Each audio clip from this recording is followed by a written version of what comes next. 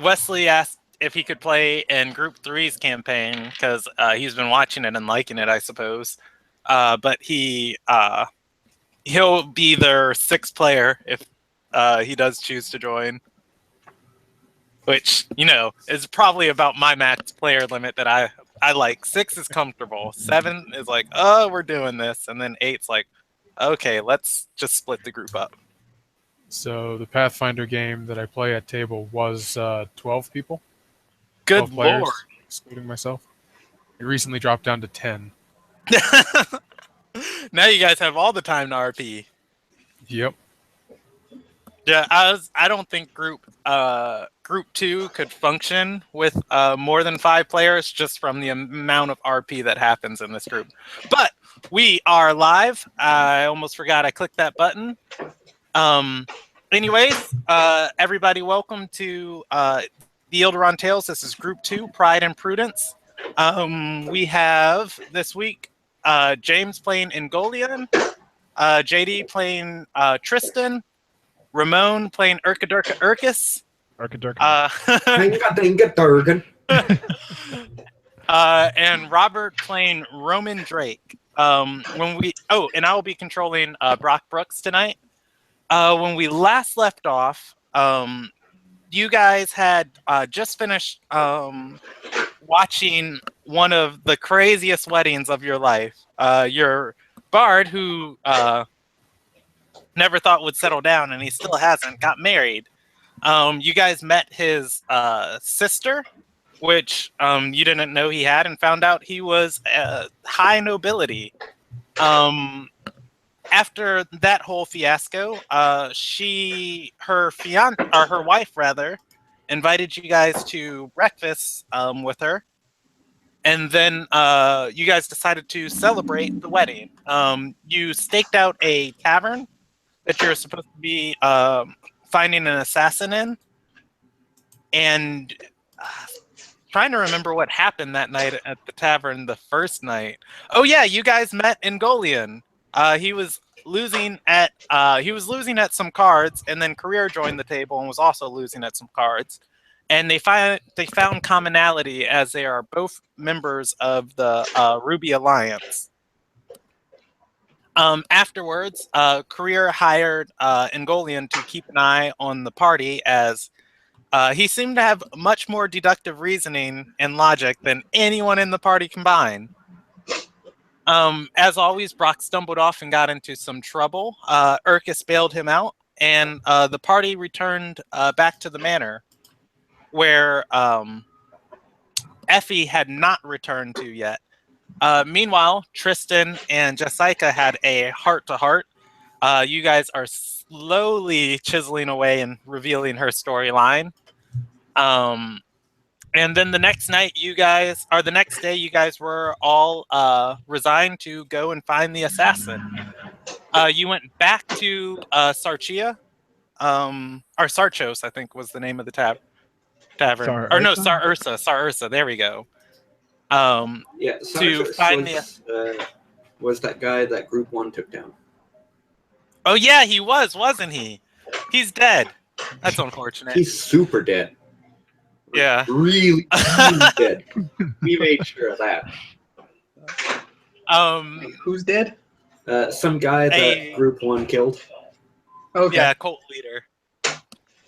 Bruce actually got a government official to point us in a direction and say, murder that thing. And we were like, okay.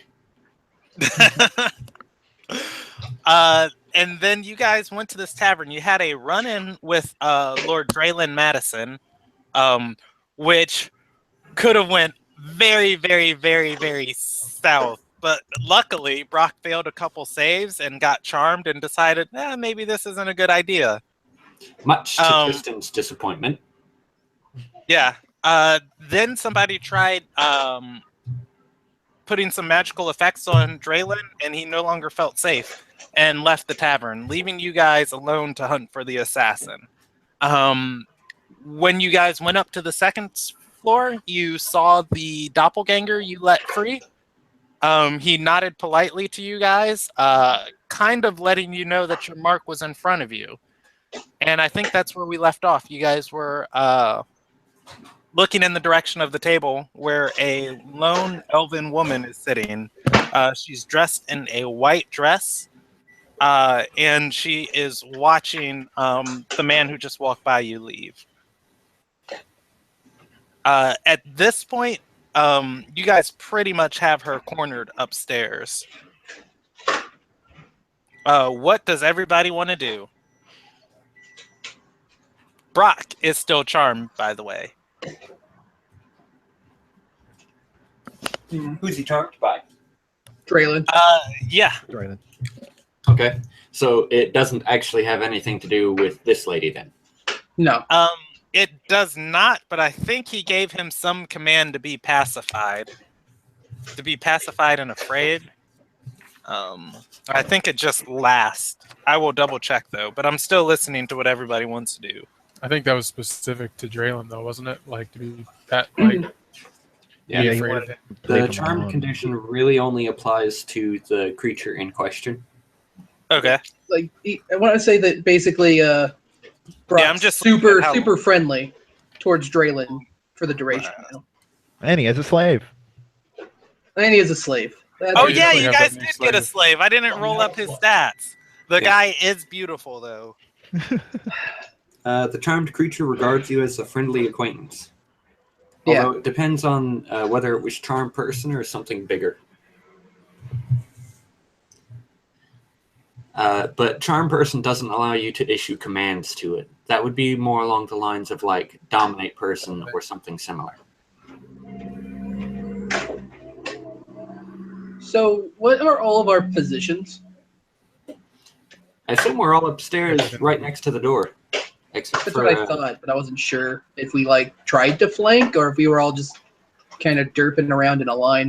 Now keep in mind this is a three-story, or no, this is a 4-story bar. Okay. The first 2 floors are open, so this would be kind of like a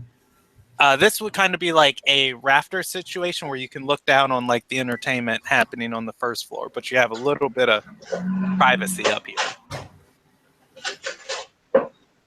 Natural leader of this group. So far, Tristan has been issuing commands with threats, and Brock has been leading the party with his penis. I was gonna say. His Just penis been is the pointing compass. away, right? Yeah. Yeah, I'm sorry yeah. to say- Brock's cock is our compass. We just try to pick up the pieces.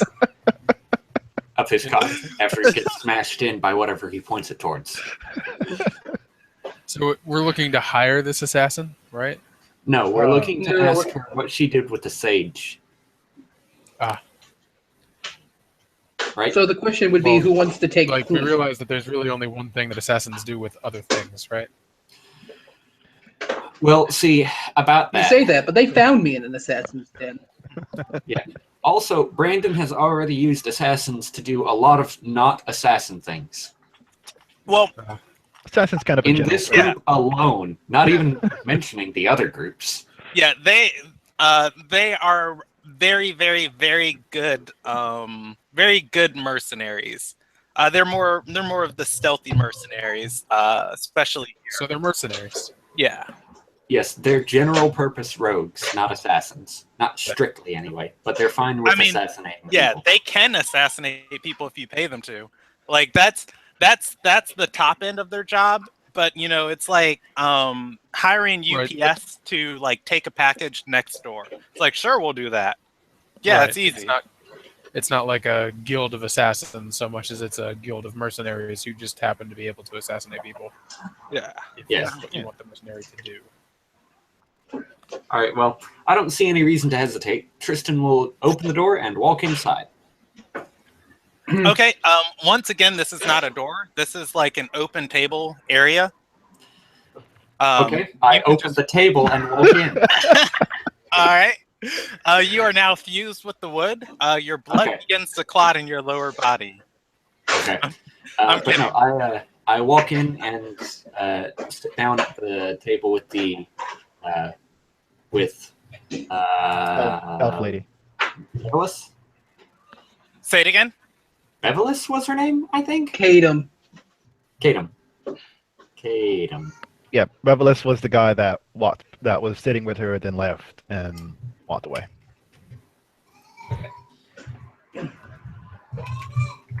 I will follow Tristan, but I'll take a position behind Cadeem. Not like super close, but close enough. Okay. Yeah. After the second person files into this table, she stands up and begins to leave and say, "Oh, I'm sorry. Clearly, I'm in the wrong place." No. We're here to speak with you. She shakes her head and says, "I have nothing interesting to offer you." I'll block the door. Really? Bevelis said you did. She to the direction of the man who just left and said, "So you're the group he was referring to?"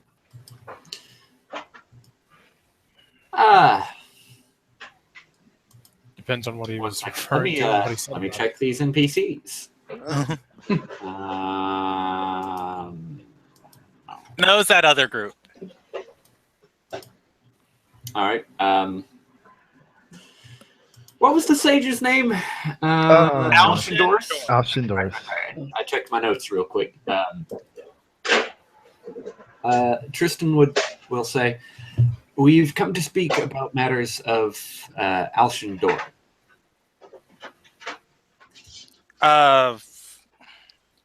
For a moment, her eyebrows kind of go wide at the mention of the name, and then she'll shake her head and say, "I have nothing to say on the issue. You're too late."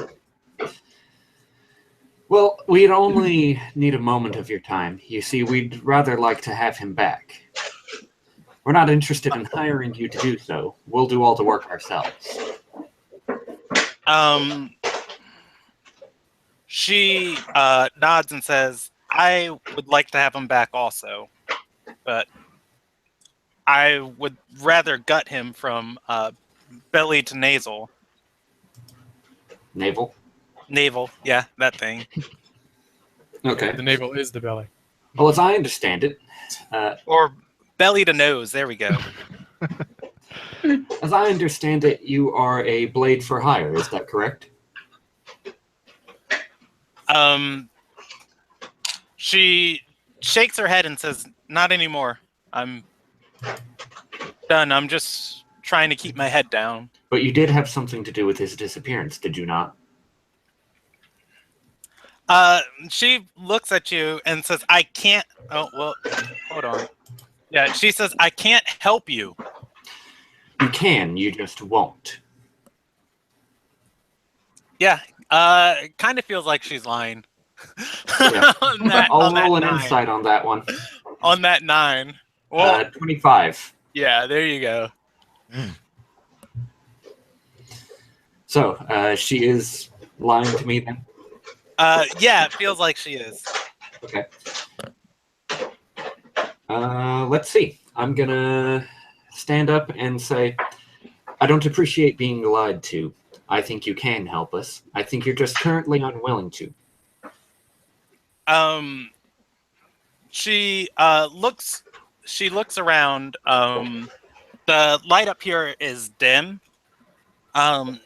Just about everybody in the lower floors of the tavern seem to be engaged in their own conversation. All the elves and other foreigners of like higher outside society are just mingling about.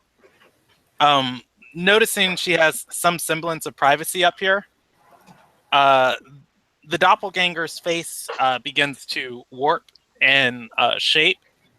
Their clothes do too. As this process happens, you see the visage of the sage Alcindorus in front of you.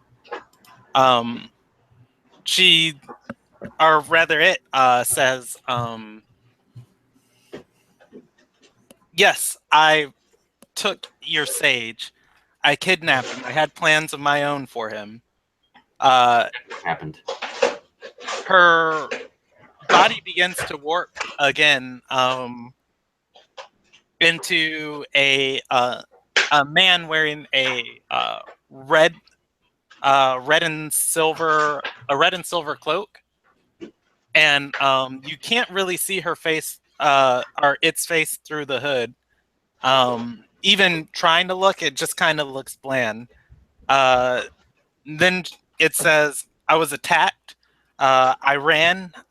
They came after him. They tried to take him, but I escaped them, keeping the sage with me the whole time." Next, it shifts again, forming the visage of a man with long black hair, and wearing blue robes that look more like a pantsuit, and says, "Then the Lord of Shadows pursued me also. I ran, but I could not get away from him, as anywhere the darkness was, he was also. I figured the sage wasn't worth holding on to over my own life. I only had him for a day, and since then he's been out of my care." Who's the Lord of Shadow?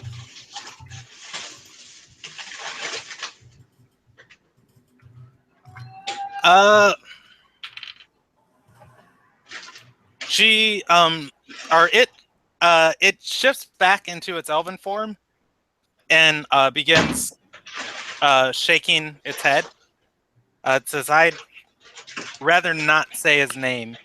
He collects cultists in the night. They all worship him as the fifth ascended. That's all you need to know to find him." Lovely. Oh, good. And Alcindorus is with him.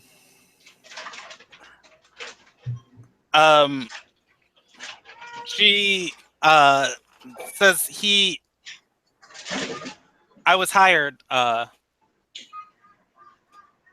one of his cultists, given the ability to morph shadows, like if they were clay, to form things out of them. And I used the power they infused me with to do the job. However, I had my own reasons for going after the sage. As you've clearly stated. When we fled, it was far too chaotic to know where he landed. However, I believe it was with them.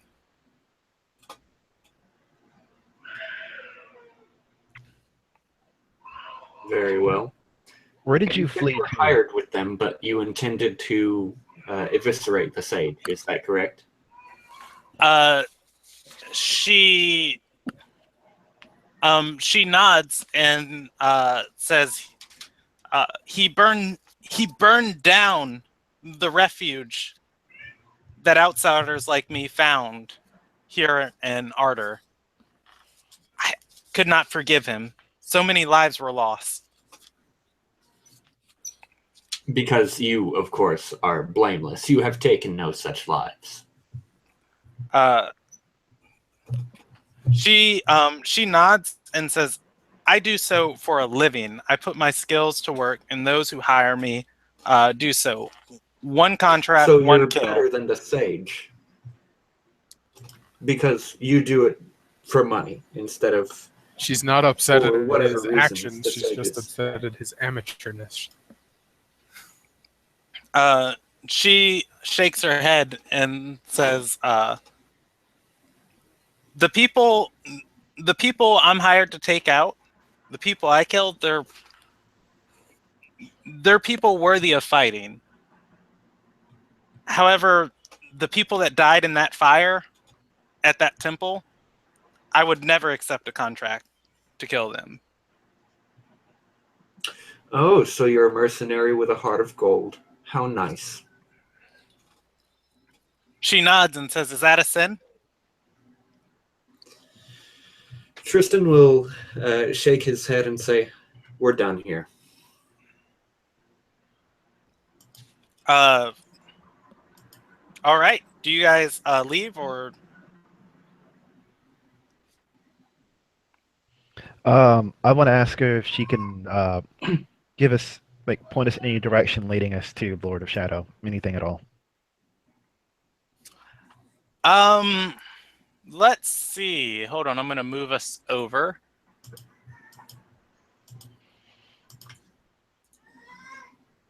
So I got that open.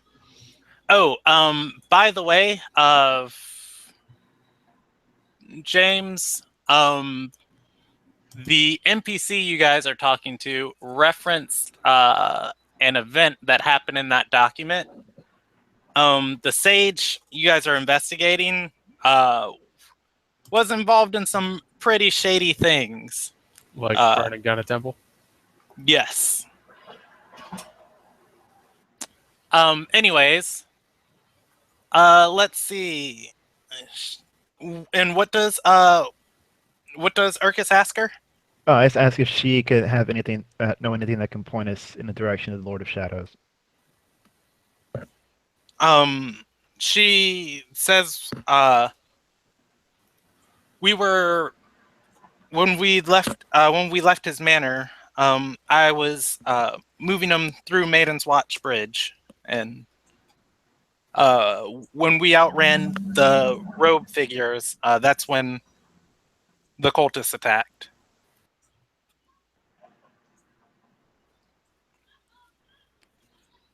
Okay.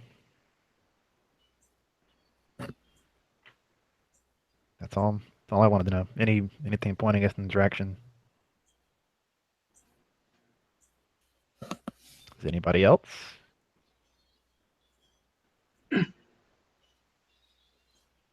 Oh, fudgerdoodles. You That's guys are not good. a good sound. No, you guys are good. You can keep talking. It's just something on my part that for this stupid cult, I forgot I have to pull up.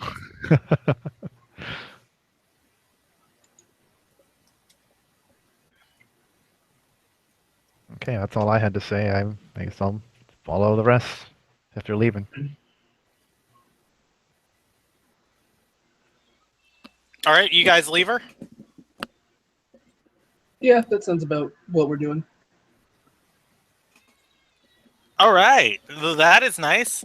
She's not going to force you to stay and say, "Hey, wait, hey." No, you guys are good to go. So where do you guys want to go from here?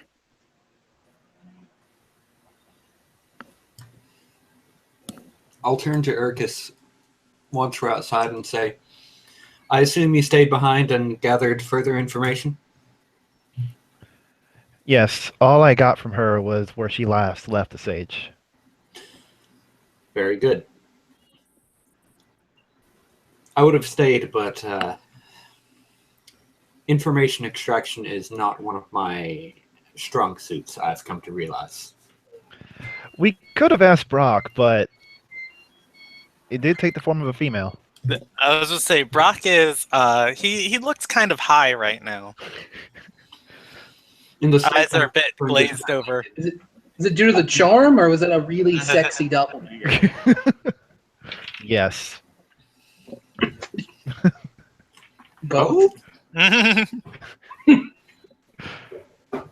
Very well. And where did she mention? She says she last saw the sage at the Maiden's Watch Bridge, which is where the cultists attacked her. Then let us waste no time. Okay. You guys are in the Palace District right now. Okay. There is Maiden's Watch Bridge, which leads over to the city proper. Okay. There is also a section of the Palace District named Maiden's Watch that you can go to. You guys can go to either and start looking around.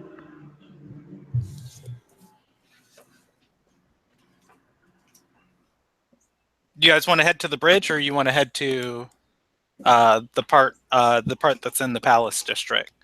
as you'll go through that first, heading to the bridge. That sounds like the most efficient route. Okay. So yeah, walking through Maiden's Watch. This seems to be the back end of the Palace District. What's here is a lot of storehouses. Lots of areas that servants would be moving things from the outer edge of the Palace District into the center areas where more populated things happen. You guys can easily smell where perhaps like food storages would be in this area, meat tanning, spices stored. Yeah. Hey, Brandon, real quick, does Brock have silence prepared? I have to look at Brock's list. As he is a bard, he knows all his spells all the time. Okay. But last time I remember checking his spell list, he didn't have anything that useful. Oh, well, he's got that one spell I really like. No, he does not have silence prepared. Classic. Okay.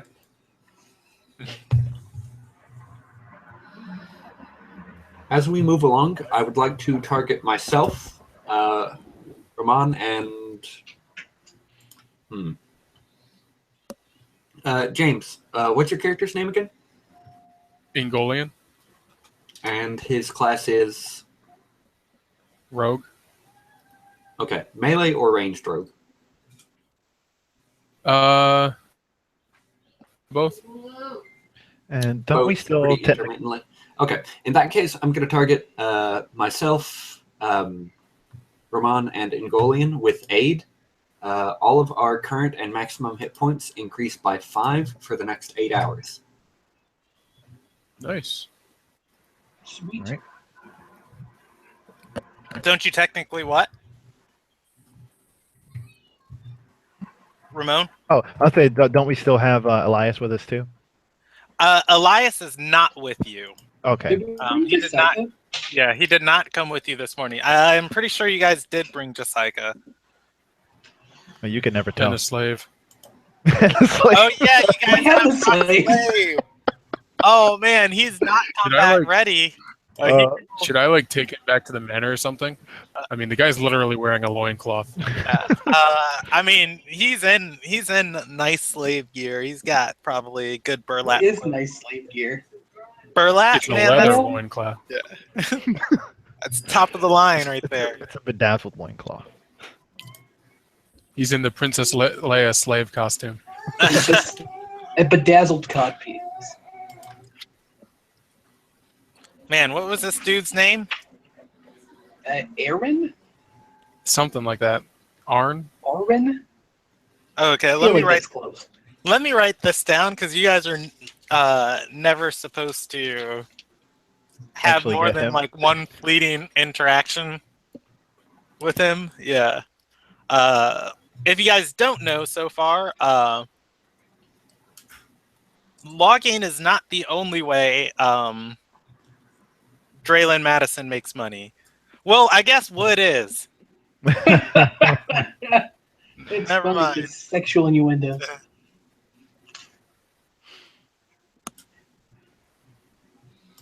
All right. So, what do you guys want to do here? Well, I'll let you guys tell me if you guys want to make any checks, and I'll describe like the general surrounding area.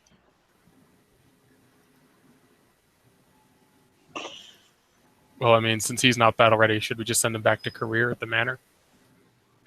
But who would take him? Yeah. He says, well, I could find my own way, but it is kind of illegal for me to walk around alone. Oh God, is there a leash law?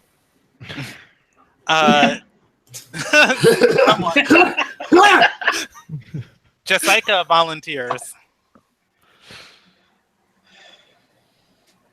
How long would it take us to reach the bridge in question? Probably from where you guys are at, since you're actually real close to it. No longer than like maybe 30 or 40 minutes. Jessica seems like she would be kind of useful to have with us, though. Yeah. Jessica is extremely useful. He is So super let's keep lucky. her here, and we'll just keep this. What's this guy's name? Aaron? Keep him with us too. Just tell him to hide. Aaron. I mean, he can make charisma checks and appearance score checks. I'll give him my dagger. All right. He is gonna see if he's proficient. Well, yeah, it's a simple weapon. Of course, he's proficient with it. Yeah, It's he real probably. simple, okay? Pointy end goes in the other guy. Yeah, he'll probably flourish it, and he'll say, "I've had clients that like these. I know how to use it." That is disturbing. Please never mention it again. That brings so many questions about what answers. I do not want We'll to. talk questions. later, Aaron. There are no questions concerning this. Okay. All right, so you guys want to just start heading towards the bridge, or you want to start checking out these buildings? Do any of these buildings go up against the river? None here would.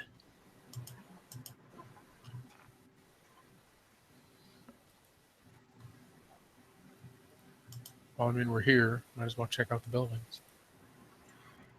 Okay. Somebody want to roll an investigation check? I can do that. Yeah, I could, but I'll do it. I'll give it a shot with my 1 in investigation.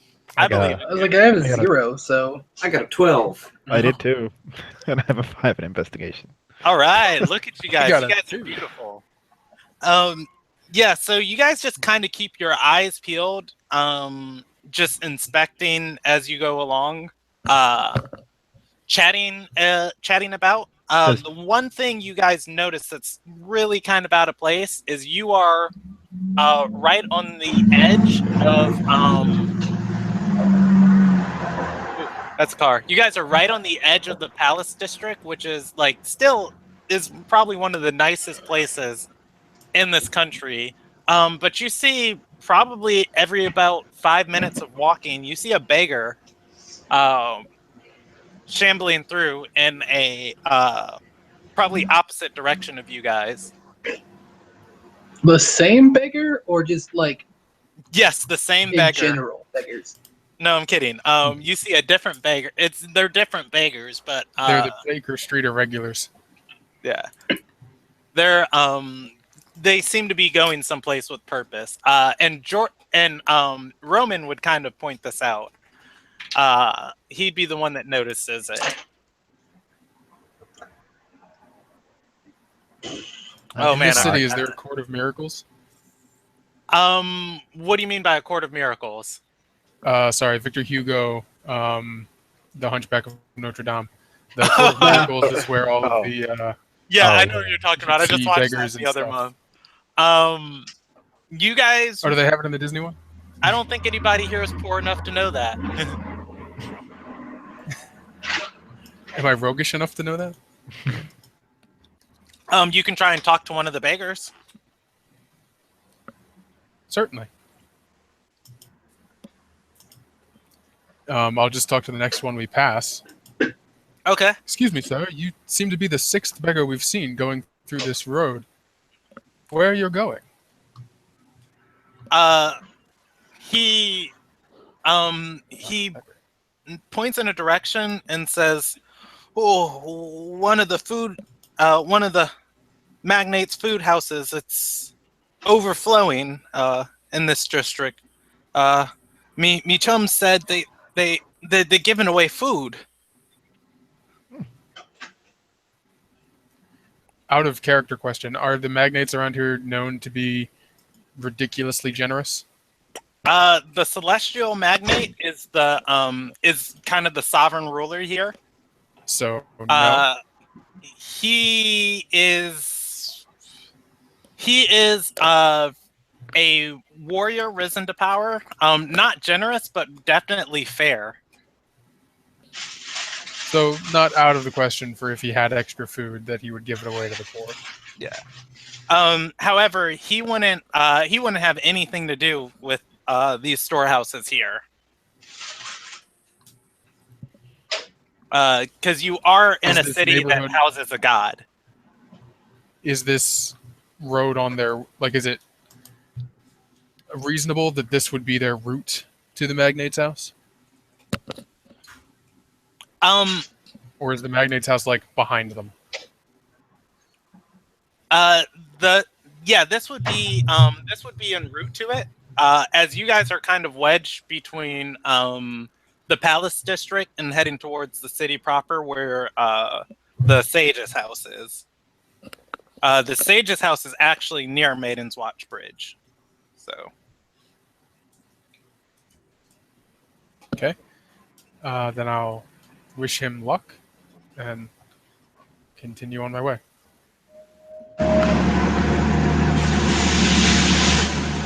Okay. Yeah, you guys notice that steady stream of beggars heading through the side.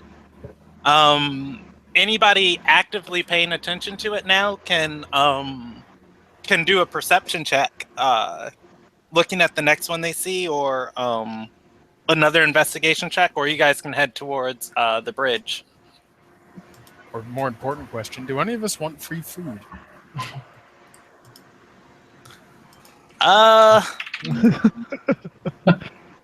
Brock would probably say if there's hot chicks doing charity work, I could always go for that. Yeah, but those charity Aaron chicks don't agrees go with down. him. You don't know Brock. Yeah, I was gonna say Brock would probably say they just haven't met me yet. That's true. Right, nothing ventured, nothing gained.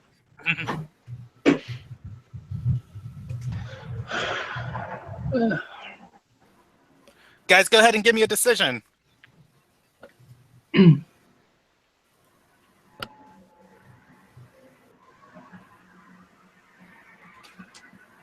So, do we want to follow the beggars, or do we want to follow the sage? Let's follow the.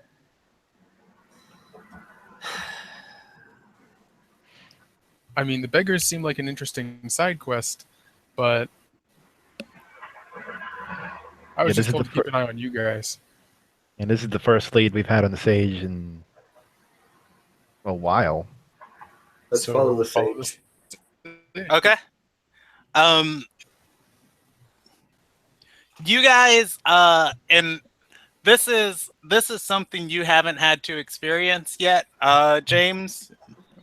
But Jessica pretty much notices everything. You guys head towards the bridge, passing still beggar after beggar, each one catching her attention a little bit more. It's kind of noticeable how she's staring at them, almost to the point where it's rude. But other than that, no, she doesn't. Or wait, are you saying Angolian speaks up? No, I said, does she speak up? Like, no, she doesn't. Clearly, her perception check was better than ours. Does she mention that, or does she just? Is her passive perception? Her passive. The party knows her passive perception is 19. Oh, yeah, like that's why she saw Brock's sister at the wedding, and why she sees literally everything. Why I have to know when she's with you guys or not. My passive perception is 16.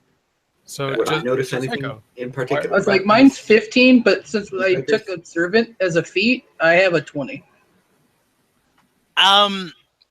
This is the type of thing you wouldn't notice unless you were just like it.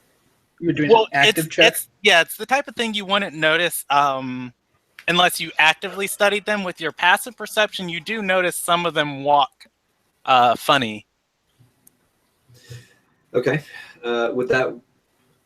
So, Josica, why are you staring? She she point to any of the ones near you. She'll just say some of these people walking by are doing things in poor taste. It's rude to pretend to be poor. I don't know why some would. Wait, they're pretending to be poor? She nods and says, well, some of them aren't as haggard as they look.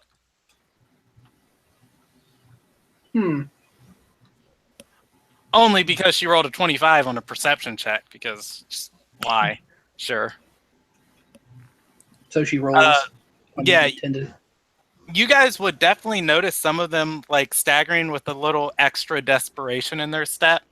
Like, you know, you're in pretty much like probably one of the 5th or 6th nicest places in the world. And people like that down on their luck would probably be on the other side of town.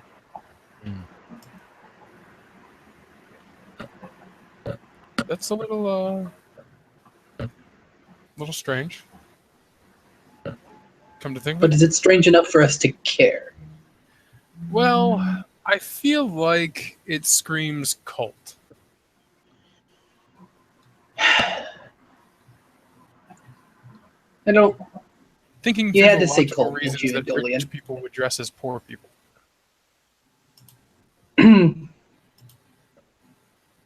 Because, yeah, you make a lot of I mean, sense. free food I don't like that you're making a wouldn't lot of be worth sense.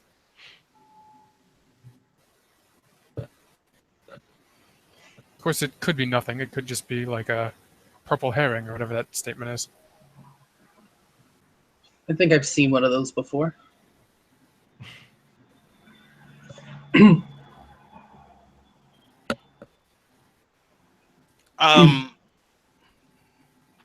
Do you guys try and follow the next beggar you see? You are at the bridge, by the way. What I would suggest we do is split the party. I'm kidding. I was about to say. Okay. Hey, you're the one giving us 2 destinations and like lots and lots of breadcrumbs to go after these beggars. Well, see, Really here's wanna the go to thing. the You guys bridge. don't have. You guys really don't know what happened at the bridge. All Cadeem told you was she was running and she got there and she was attacked. Yeah. Right. Okay. She also did mention. That she got I think she attacked did mention cultist. by I mean, cultists. I can tell you guys like the areas of the city, but the party, and I probably should have mentioned this, the party has crossed this bridge multiple times so far this campaign without being attacked. You guys did So have we've to come- cross this bridge to go to the south side of town. So we've come to the realization that the bridge will still be here later. The beggars may not. Should we follow the beggars? Sure. Let's follow the beggars. Like I said, making a lot of sense. Okay. Do we dress as beggars? I mean, you guys could easily keep your distance, rolling a like stealth check on one, or even blatantly following them. Well, considering Tristan is a cleric with a -1 dexterity, Yeah. I don't think we get too far on the stealth department. The other beggar did tell you there was a storehouse handing out food. You could easily look for that too. If you ask Jessica, she did say some of them were pretending to be poor. Some of them actually are poor. Let's follow one of the ones that is pretending to be poor. Okay. You guys do so. As you guys follow him, I don't assume the party does anything particularly stealthy. As as you guys are following him, he gets to a point on the road that you guys know you've walked down before. And he notices you and turns into a different direction. Stop. You know that one and follow the others. Yeah, you know, you were coming down this path, and there were beggars still walking in the opposite direction of you. Yeah, basically, he's like, "Oh, wait, hey, you guys leave me alone." I'm gonna roll you guys another percentage die to see what you get. Oh, Maybe we can try the stealth way. you guys can choose that.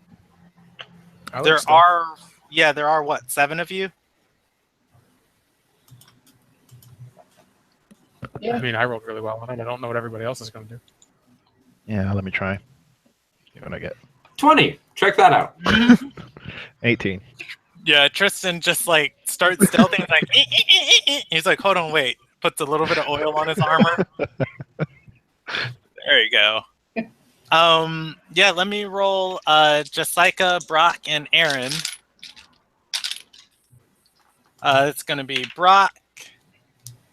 Oh no, what's Brock's stealth? Why are you guys stealthing?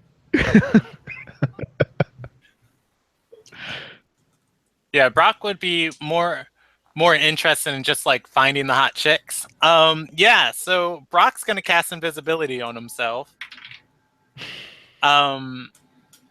Aaron got a 15, and Jessica got a 15 plus. Where's her stupid character sheet? Plus 2, she got a 17. All right. So yeah, you guys are pretty much able, and that NPC to notice you got a 7. So cool. You guys are pretty much able to notice. Brock's stealth roll was a 7, by the way. You guys are pretty much able to follow this one particular beggar. He leads you guys through a few turns onto a street that is experiencing some renovations. However, there are 2 storehouses on this street, one of which has a line in front of it. People are lining up in front of a door. Every few moments, the door opens, cracks open slightly. The person behind the door and the people in front share a few words. And then they hand a bag out to the person in front of the door, or the person waiting in front of the door. Ever so often, a person is let in. Do you guys wait in line? Where did the guy that we were Something following about this go? screams human sacrifice. He's waiting in line in front of you. Okay. Is there like a back way in? This particular house or storehouse is one long wooden structure, no windows, and a metal and wooden door. Hear me out, guys. Let's wait in line. I ain't getting any other bright ideas. Any entrances on the roof? Can we get on the roof? I don't know. Um, Just trying, like, we did so well with the stealthing. It seems kind of weird to just like come up behind the guy and be like, "Oh, hey, fancy meeting you here." well, I mean, if you're in And then line, Brock becomes there- visible again, and we're just like, "Yeah, we know." yeah. You guys are, the line you're in has a pretty eclectic mix of people. Getting here, there are some people in nicer robes waiting in line. So, question: Yes. so basically, person opens door, words exchanged, and either they're let in or they get a bag of something. Yes. Can you see the guy behind the door? You can see a little bit of his face as he opens it enough that you can see his mouth and that he can, move his hand through. But I can see his mouth. Yes. Okay.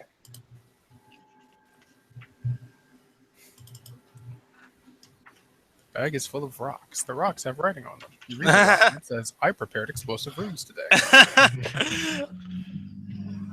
All the beggars die. That's how you solve the homeless problem. With explosive runes. No, so you feed the homeless to the hungry. There you go. But you guys, do you guys wait in line, or you try and find another entrance in? We wait in line. Okay.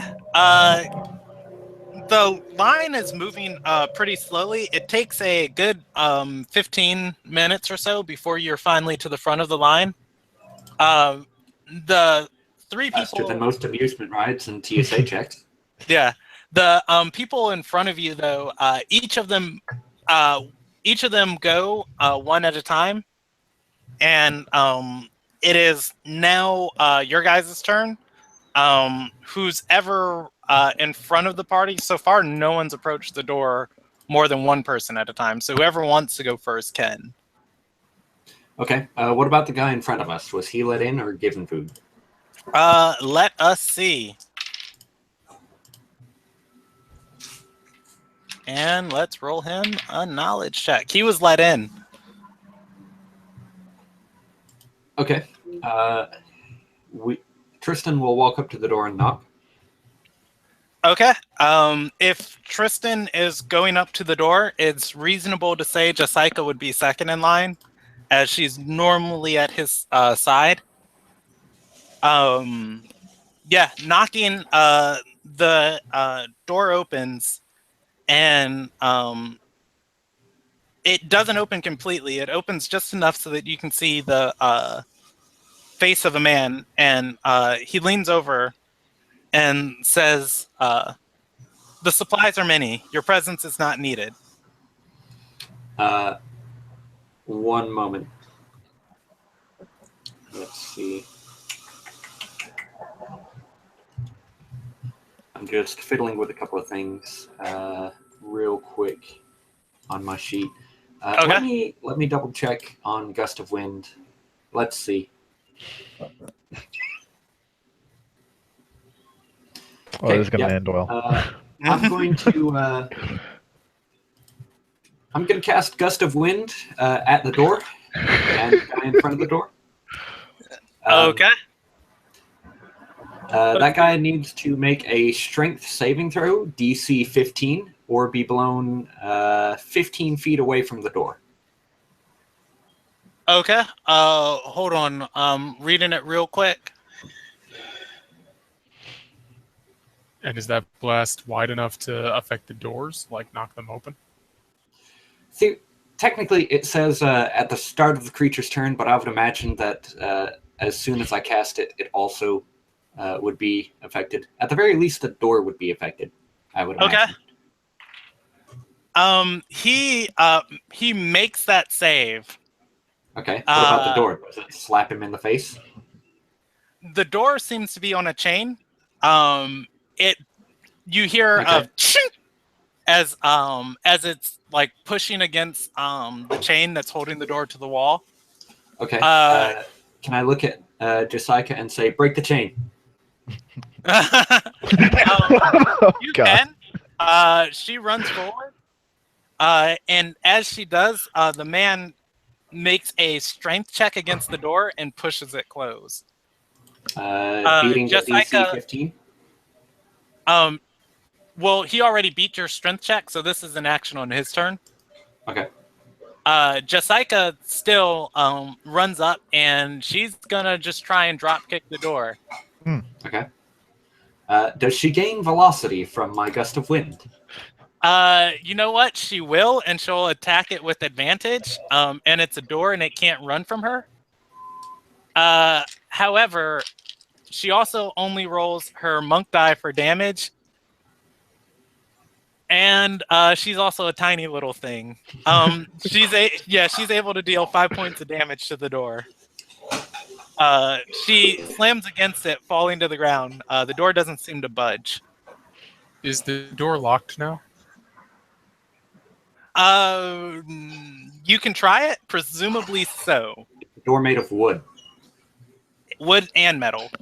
Okay. Is the door locked now? Okay. Tinkering with the handle of the door. You hear calls coming out from inside the storehouse. Well, even if the door is locked, it's still chained on the other side. We're gonna have to break it down. Yeah. You are able to finagle it open. Or you are able to finagle the lock. There is a line of people building behind you. A few people begin to yell and just say, "Hey, if you just want food, just ask. No need to go stealing." We did. They said they're out of food. Well, you guys actually never responded. They don't need to know that. They were standing right there. I think they could just observe us not asking. They don't need to know that. Yeah. Okay. In that case, I'm gonna. You said we heard shouting from the other side, right? You did. Okay. Well, I figured they weren't going to give us food, and so far, like, any attempt to open the door has proved ridiculously undoable. So, what are our options here? There are no other entrances or exits, so let's just wait until they come out. What's the building made of? The building is made of wood. Okay. With no Hear me window. out. Let's No just go through a wall. Are there any windows? There are no There are windows. not. You want to start hacking into the wood? Oh my god. And it's revealed to be made of This group adamantine, just on the other diplomacy. side. I love it. On the one hand, it feels like the right answer. On the other hand, it doesn't. Brock is gonna say, "Wait. Let me try this. Brock is going to knock on the door. There is actually no answer. He knocks a second time. The door opens, and the man says, "The supplies are many. Your presence is not needed." Brock says, "Wait, but can I have some food?" The man hands Brock a bag and then closes the door. What's in the bag, Brock? What's in the bag? He opens the bag and dumps it out into his hands. It is about three rations worth of different food servings. He looks at it and says, "It's food," and he's going to make an Arcana check on it. And he is going to say it's just food. So the last person to be let into the building, what did they say after they knocked? You saw they had a kind of call and response. Oh, fudge. Oh, hey, cool. You saw they had a call and response, and after a few words were exchanged, they walked in. So did we hear any of that?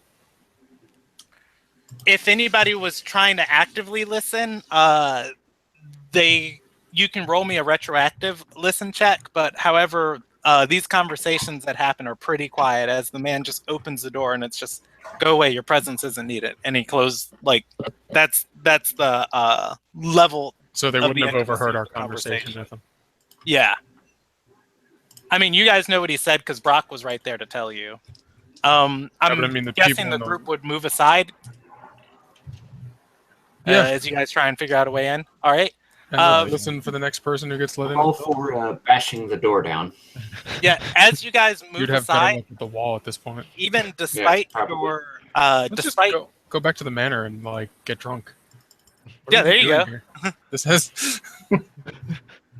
despite your attempt to force your way in, the door keeps opening and keeps letting people in and distributing food.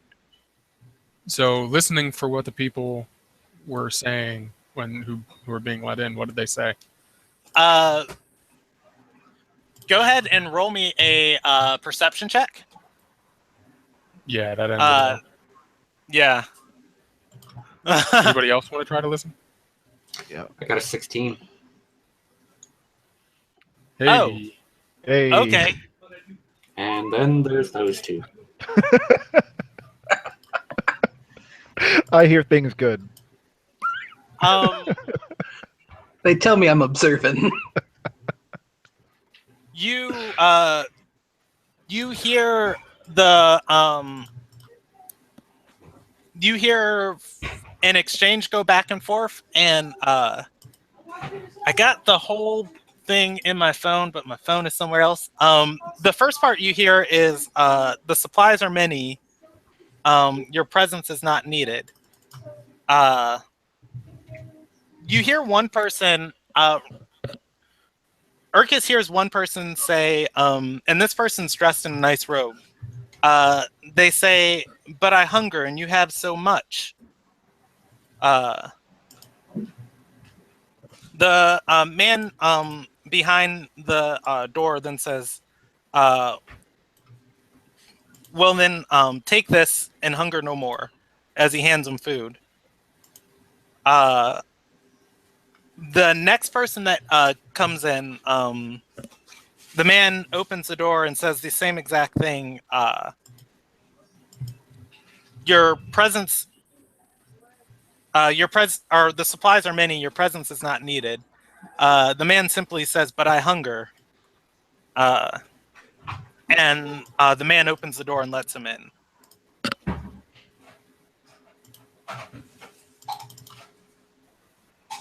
All right, so I'll just tell that to the group. It's worth noting Jessica has consistently rolled 2 and 3s on her listen check, and so has Brock. Oh, poor Jessica. Mm-hmm. You relay that to the group? Yeah. Yep. The whole thing? Yeah. Yeah. Okay. When you do, Jessica pales and shakes her head and says, "No, no, no, no, no, no, no, no, no, no, no, no. You guys can handle this on your own." She looks to Aaron and says, "Can I escort him to the manor?" Why do you want well, to leave? why? I'll place a hand on her shoulder and say, "Is something the matter?" She says that.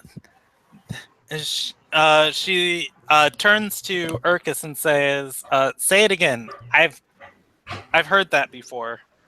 All right, I'll repeat it. She thinks for a moment and rolls 17 on her history check. She says, "That's a Terai poem. I don't deal with Terai. I don't. Out of character. What are the Terai? Undead. They are the undead in this world. And they have poems? There is an entire nation of them.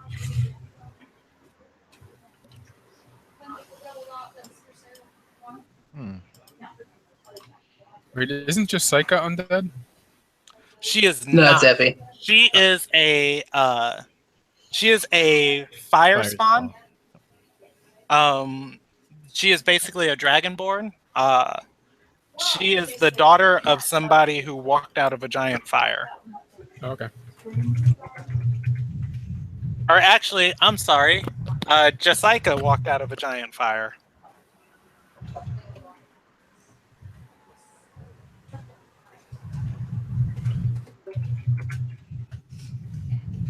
Okay. So I would assume there are a bunch of Terai here who are likely eating people. Yeah, I'm with Jessica. Yeah, she shakes her head and says, "No, if they were just regular undead, I can deal with them. But Hey, Jessica, you're Fireborn, right? She nods. You mind just setting the building on fire? That's not how that works.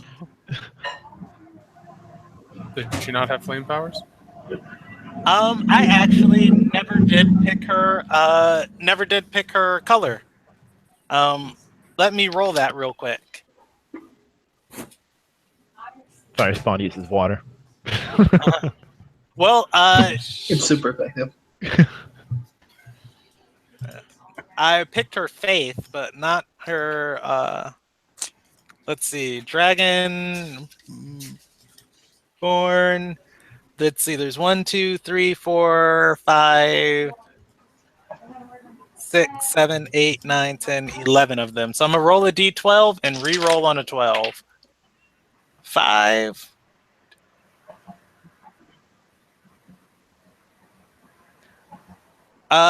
She says, I've only ever been able to spew acid on occasion. Oh, that would have been helpful for, I don't know, breaking that chain. Yeah. All We could right, have so totally then torn that torches door everyone? down. No, I don't want to go into the building with the undead things. We'll do so in the street out here, but I recommend just torching the place. As in literally with Yeah. torches. She says, but if the sage is in there, will he not be killed? Possibly. Well, the sage has his own crimes that he must atone for. But at this point, it is not our place to pass judgment upon him. We do need to turn him into the authorities.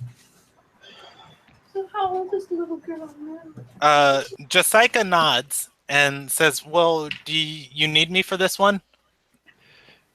What is it about this specific set that scares you, Jessica? Or it frightens you?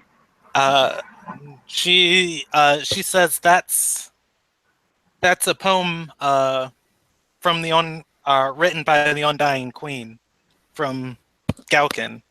I had a bad experience with them when I was born. You need not worry. We will keep you safe.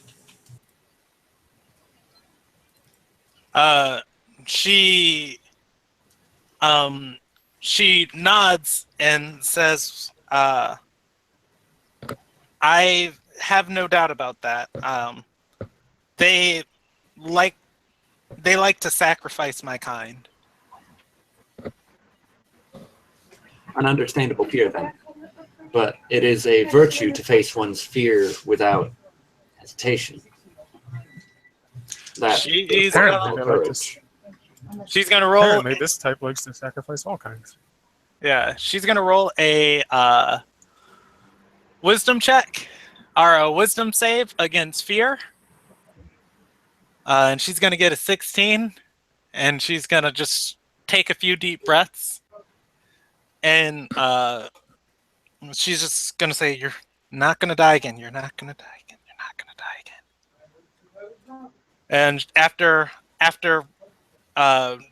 just chanting to herself into her voice, eventually becomes silent. Jessica clenches her fists and puts them back behind her back, taking her military stance again.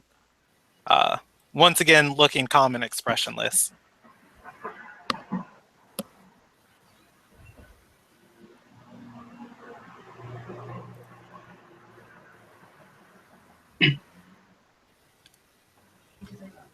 All right. And this door is wood reinforced by metal. It is. Walls are just wood. As you guys are sitting there talking, 3 more people knock on the door, each going through the call and response with the man behind the door. 2 give the wrong answers. The one again who simply states "I hunger" is let in.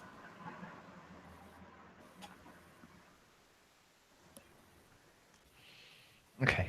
So they saw Tristan and Jessica and Brock. Did they see the rest of us when the door was open?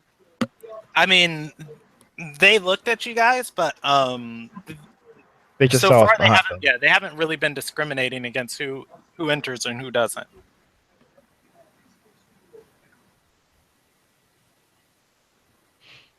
When we let them in, did they fully open the door, or just enough Yes. for the person to get in? Okay. All right. Well, if we really want to get in there, one of us could say the right phrase to get in, and then the rest charge in.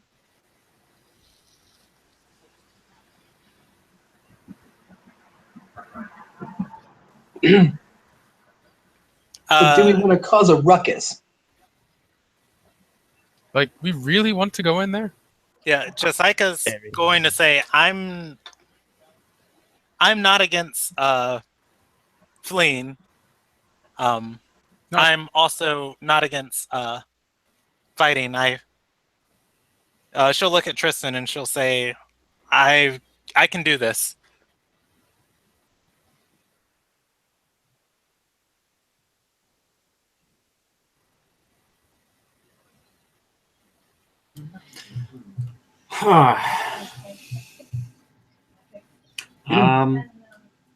I don't know, guys. I've actually got to get going fairly shortly here. Okay. Well, how about we make this decision and then we call it for tonight? It's a bit of a short session, and I'd hate to cut it short for everybody else who still wants to keep going. I've got... No. Trust me, I'm all for not going into a combat without you. Yeah. Okay. Because you guys also... By the way, that's what's on the other side of this door, BT dubs. Yeah. I assume so right. too. Also don't have... Jordan. You don't have Jordan, yeah. But it is feasible to assume what happens after this. If we just do the time skip. Maybe. What do you guys want to do here? You want to go in? I mean, my vote is always with torch the place and drive them out. But some people think that if there is a sage in there, that he might still be alive, not first of all- sacrificed, not turned undead, or not eaten by undead. Hey, Brandon, For whatever is reason. arson illegal in this city? Seeing as the sage has it written down as a crime. Oh wow, sorry guys, I forgot my camera wasn't on, or my light wasn't on. Seeing as the sage has it down as a crime, probably so. Especially if Okay. you're murdering people. What about if you're murdering undead? Well, we have no way of proving that if they're dead. Yeah. How long Right, does this I'm all line about- look? And how many people are in this line?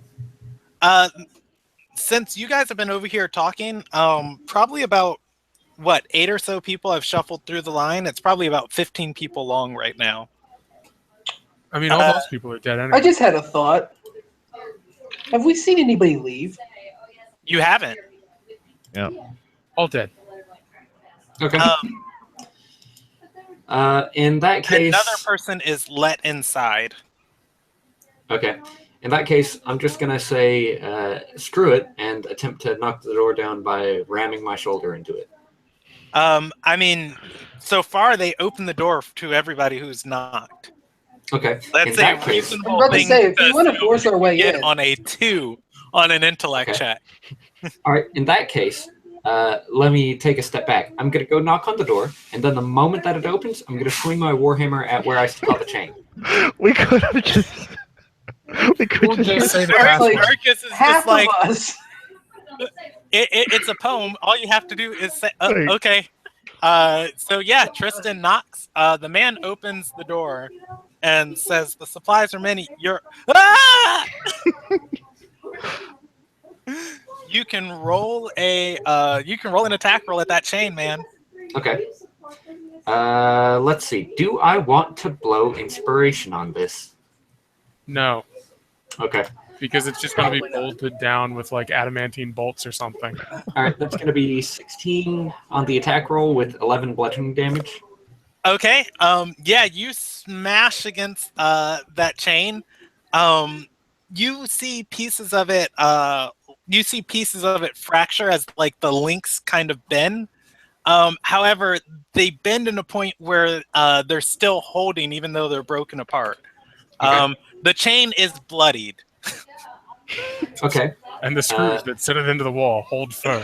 Can I stick my boot in the door so that they can't close it? He's already moving to close it. You can take that 1 point of non-lethal damage. Opposed strength check? Yeah, you can go ahead and roll an opposed strength check against this guy. Would it be athletics, or would it just be a straight strength?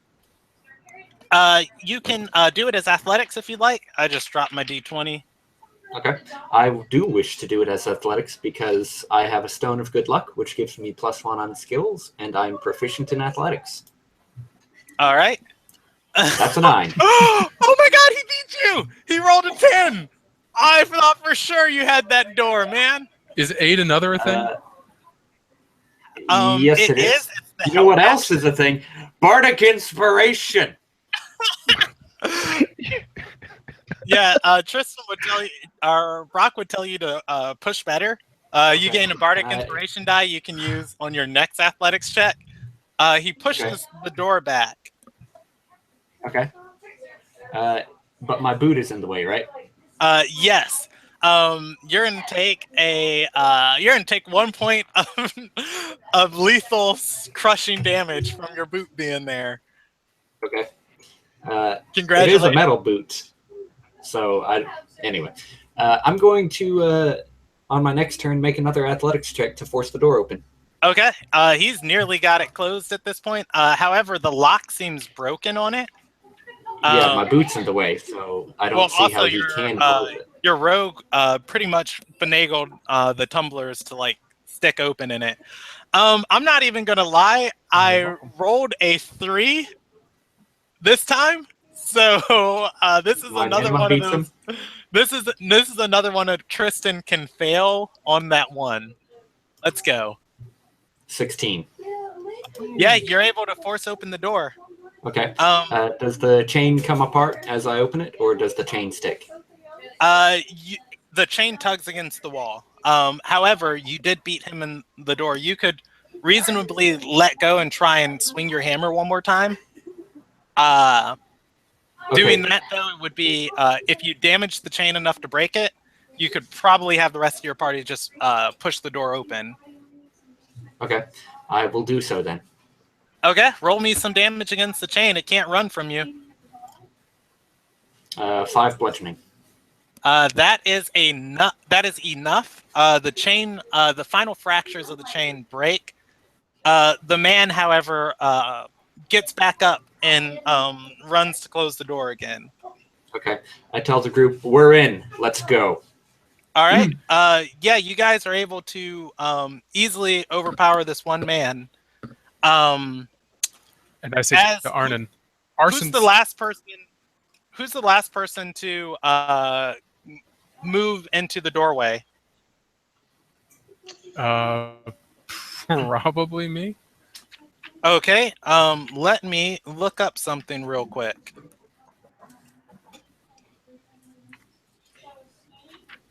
I want to send Arn to get the cops, though, because, eating people is probably also against the law. Yeah, but he's a slave and he can't go on his own. That is true. Right, leash law. Forgot. Let's see. Here we go. That seems so inconvenient. Yeah. Half the point of a slave is to, run messages and things. Right? You need, a backup high-end slave to keep your low-end slave. So, what you guys called Jessica's name? You called Tristan's name too, didn't you? I don't. Yeah, I think that's about it. Only, I'm gonna roll a percentage die. Yeah, as you guys run in, Jessica stops at the door, looking around, confused, and says, "Did you guys hear that?" Can I run a perception check to see if I hear it? Would I notice that too?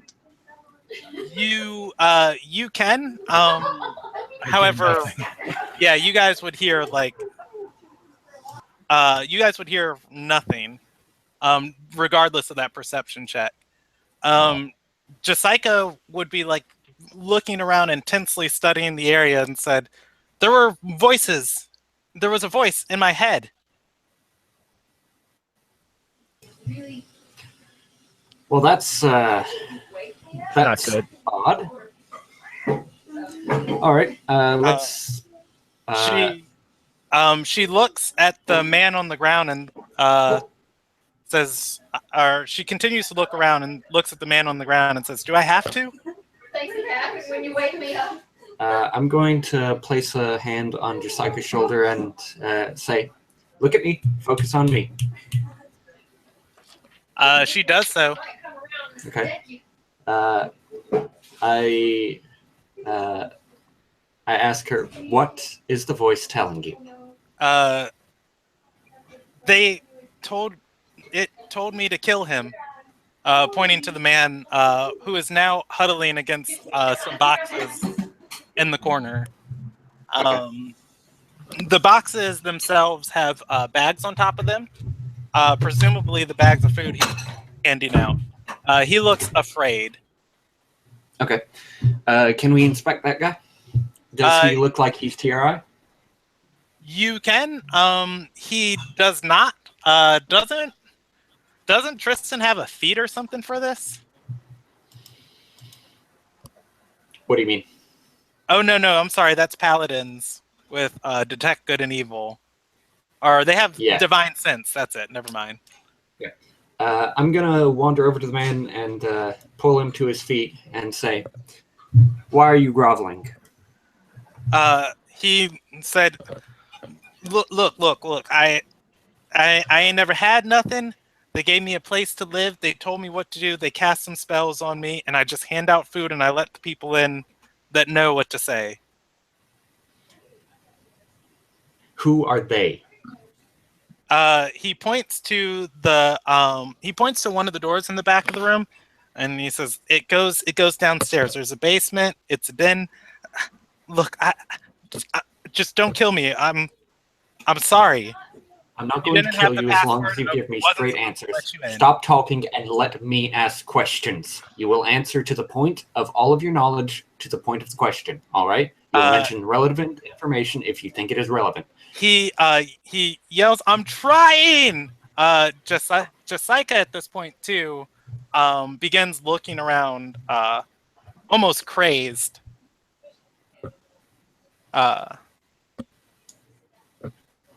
Okay, I'll turn to Irkus and say, "Interrogate him. Find out what's in the basement."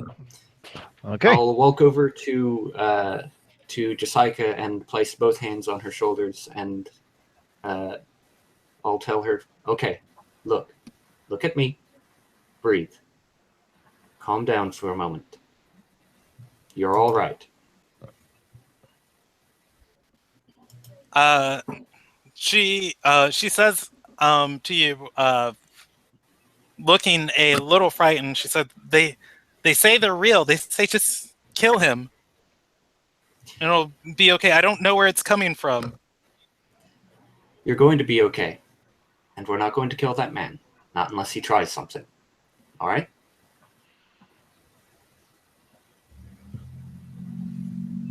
And while this is going on, I'm going to be trying to get the information from him.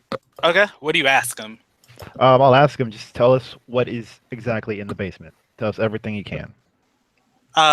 He shrugs and says, bunch of people come in, some type of presentation, some type of they teach here. I don't know. People always looking for knowledge, or the ones who mostly come in. I don't ever go in the basement. He says, I wouldn't stumble too far into this place unless you have their blessing. It's they're proficient with magic. They cast spells all throughout here. All right, so they're mages. I'm wondering, something. Give me 1 second. Oh my gosh.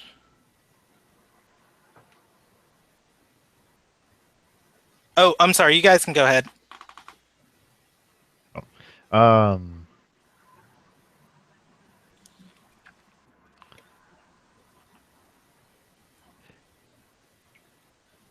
I mean, that's all I'm gonna be able to get out of him. I have low. Are there any other persuasion. ways out of this place? No, it's the door in front of you guys.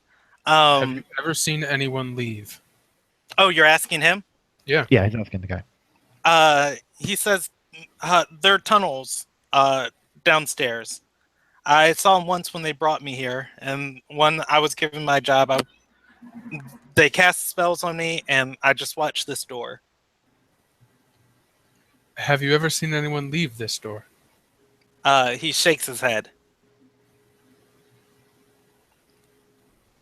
Jessica, once again, starts looking around and yells upwards, I'm trying to calm down.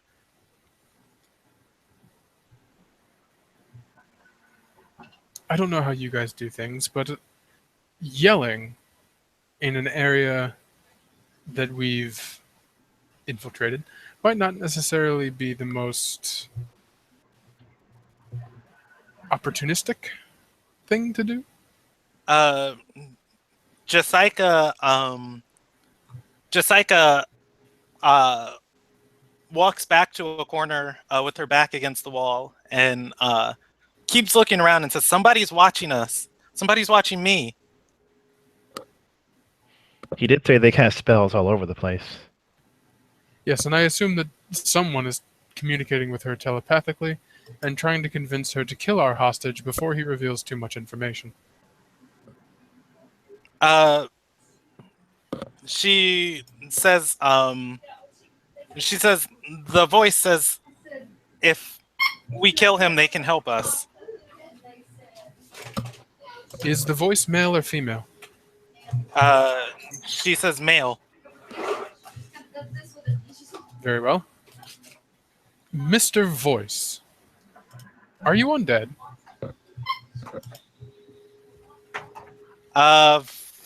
There is no answer. Mr. Voice, are you downstairs? There is still no answer. Mr. Are Voice. we sure he could even see like through her? You are not. I believe this edition, it's a DC 20 Arcana check to see magical effects. Or no, I'm sorry, that's detect magic. Lets you use your action to see magical effects. Let's proceed to the stairs down. I'm going to ask Jessica if she would much rather leave the place. She is sufficiently freaked out right now. Okay. Yeah, she rolls that check with disadvantage, and she nods. Okay. I place, once again, a hand on her shoulder, and I tell her, look, we're not going to force you to come to the basement with us if you don't want to. I would prefer to have you at my side so that I can keep a better eye on you and so that we can have you fighting with us. But I won't force you to. If you must, you can take whatever the slave's name was and take him back to Doris's manor. Okay? Okay. That slave is going to roll an Arcana check. He don't know nothing. Just kidding. He's secretly a wizard. The most powerful wizard. We rescued Merlin from slavery. He's actually the main villain. What a Not twist. surprise me. All right. So, in character. Wait, this is optional? Can I go back to the manor? I'll turn to him and say, I don't know. Are you a small teenage girl?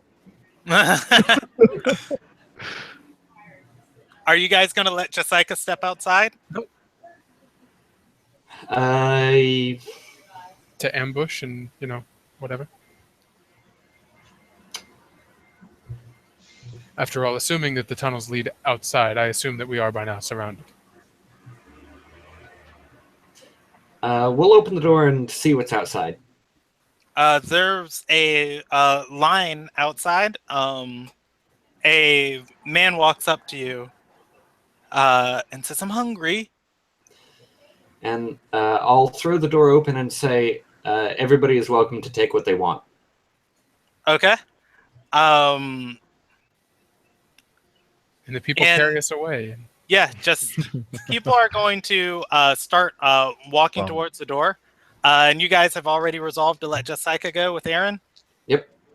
All right. She steps outside, and as soon as she steps outside of the door, right in front of her, the air seems to rip as space distorts itself and a gateway opens. Man comes through the gate and lands on the floor in front of her, and in his hand is a candle, a black one that is burning. He looks at it and says, "I really hated to waste that." He looks at Jessica and says, "You couldn't just kill the man. That would have made it easier." Looks at the man inside. Hold up. Can I cast Hold Person on this guy? You can. All right. I'm going to do that. He needs to make by the way, he is wearing a red robe with silver etchings on it. Okay. Oh, that's good. cool. I remember that. Yeah. So he's going to need to give me a Wisdom save, DC 15. All right. He's going for it. Ooh. You know what? I really kind of hate That he just rolled a 25. that this guy might have failed that check, and that's not the first time he's done it. So Group 3 saw this NPC, and he was coming in for a specific reason, and then ended up catching Natasha's hideous laughter and rolling a 3 on it. Okay. Anyways, is he paralyzed? No, I'm adding up his score right now. Because all right, that's going to be +4. Yes, he fails that check by 1. He is paralyzed. All right. I'll shout to Jessica and say, "Take him down now." Yeah. Jessica's going to run up and punch him. How long does Hold Person last? It's a concentration spell up to a minute. At the end of each of his turns, he can roll the save again. Okay. So are we rolling initiative for this, or? Yeah, if you guys want to fight this, dude, yeah, you guys can roll initiative on it. This is kind of wonderful. Let's do it. Let's kill this guy. Oh, God. Let's fuck him up. Some Group 1 leaking into Group 2. Hold up a second. I want to double check. No idea who he is. Just going after him. Well, he's clearly bad news. I mean, he Right? ripped the He tear appeared out of nowhere with a black candle. Yeah. Oh, wait. Fudge, he does have that. Let me read that real quick, because that might give him a bonus on rolls. Which he failed that check by 1, so Yeah, that so could... if it does give him any kind of bonus to saving throws, then he won't be paralyzed. But all the same, even if he isn't paralyzed, we're still going to dogpile him. Yeah. Oh yeah, no, I'm lunging. But if he's paralyzed, here's some text from the paralyzed condition. Any attack that hits the creature is a critical hit if the attacker is within 5 feet of the creature. So Nice. he ain't gonna last.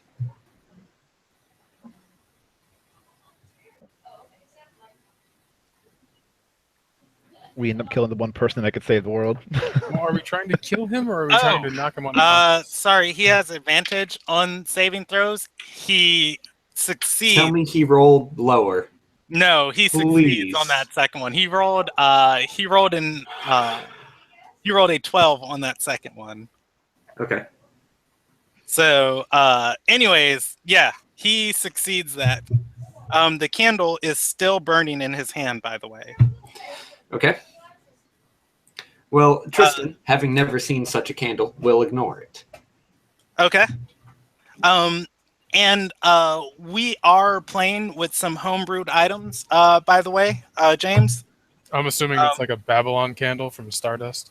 This is an item the other groups have encountered. It's a candle of invocation, but it's the black market really version, bad. so it's reverse. So, like, does holding that make me assume that he's naturally evil? No, it just they can have different alignments on them. Just this candle, instead of casting gate that pulls something to you, it casts gate that pulls you to something else. Okay. When it's first burned. Otherwise, it works like a candle of invocation. Anyways, yeah, his intent is focused on the man in the room. Wait a second. What alignment is the candle? You don't know. Let's see. The candle's alignment can be detected by a detect evil and good spell. No. I'm just asking because Tristan's alignment is lawful evil, and it has effects for Let's see. the light whose alignment matches the candles can cast first level spells he or she has prepared without expending spell slots. Yeah, let's see. Well, the candles. You do not match the alignment. Okay. I was just needing to know that to see whether or not I burned spell slots. Okay. That was going to be real sweet if that was a crazy coincidence. Just be like, cool, I'm on steroids this fight. Anybody who is chaotic neutral feels a pep in their step. Damn. Chaotic good. So close. Lawful neutral. Not very All right, lawful, though. You guys can go ahead and do this combat. I've only got first level spell slots left. Okay, well, we're Has actually he done anything threatening? Yeah, we're actually gonna end right here. He's cast a been spell that none of us can cast, so I'm going to assume he's like a level 15 NPC that we should not try and fight. Yeah, he's gonna. His focus is on the man in the room. Right. He's Mr. Voice. Wait, were we inside or he's here to kill our informant? Inside or outside? Because I was under the impression that Josiah stepped outside and then he appeared in front of her. Yes, he is outside. You guys are inside. His So focus. we didn't. Close the door. It's impervious to everything. It's sufficient to say that this place might be warded against him. Which is why he wanted to kill the guy. All right, so we're ending off there. Yeah. We'll end off there. It's easy to assume the enemy of my enemy might be my friend. Otherwise, the enemy of my enemy can also be my enemy too. But the guy who kills our informant leaves us in the dark. Yeah, Josiah Unless he plans on is giving us that basically Tristan's daughter at this point. If anybody's messing with her, they're going to get the bad end of Tristan's Warhammer. It's more so both ends of it are bad. It's more so that they've been sitting here watching this area for a while and they haven't been able to get inside. And then you're just like, "Hey, Josiah." He's like, "Okay, there's a name. Sending, kill him, kill him, kill him, kill him." That was a She's bad like, move. That was a bad move. Yeah, if you guys had mentioned literally anyone else's name in the party, it would have been them getting all of those messages. That could have been dicey.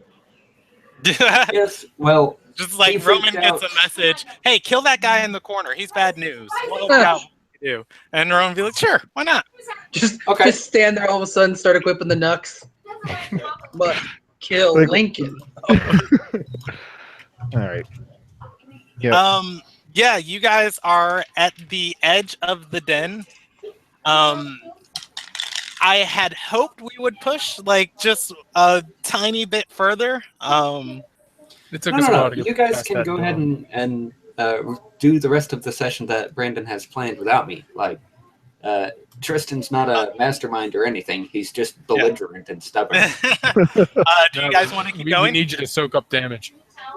I can do that whether or not I'm here. Well, I have if- full faith that Brandon can control my character with all due ability. If you guys want to play for 10 more minutes, you would see why this was pretty much all I had planned for tonight. I mean, I'm good to stay. Well, in that I'm case, good. then Yeah. If Yeah, anybody I mean, else, it's up to I'm you good to guys. call it. I'm good for it. Doesn't matter to me. okay. Yeah. If anybody else wants to try and stop this dude, he seems pretty bent on murder. Yeah, and people bent on murder inside Jessica's personal space bubble, I'm not okay with. Okay. Yeah, you spent your action. It's up for somebody else to. The door is still open, and he is midway through an incantation. How far away is he from me? He's probably about maybe 10 or 12 feet standing outside the door. You're inside the room. Anyway, I'm going to go ahead and jump. Shoot me a message if I gain any experience points. Okay. All right, catch you guys later. Okay. All right, so you said he's midway through an incantation outside the door, and people are rushing in, or not rushing in, but coming in. People Does a are 19 moving to hit? come in, but they're kind of stopped now. When somebody casts a gate in front of them, Yeah. Right, some serious shit is going down, and they're probably just like, I just wanted a meal. I just wanted some food, man. 19, you whip out your short bow and shoot it at him. Yep. Yeah, you hit. You can roll some damage.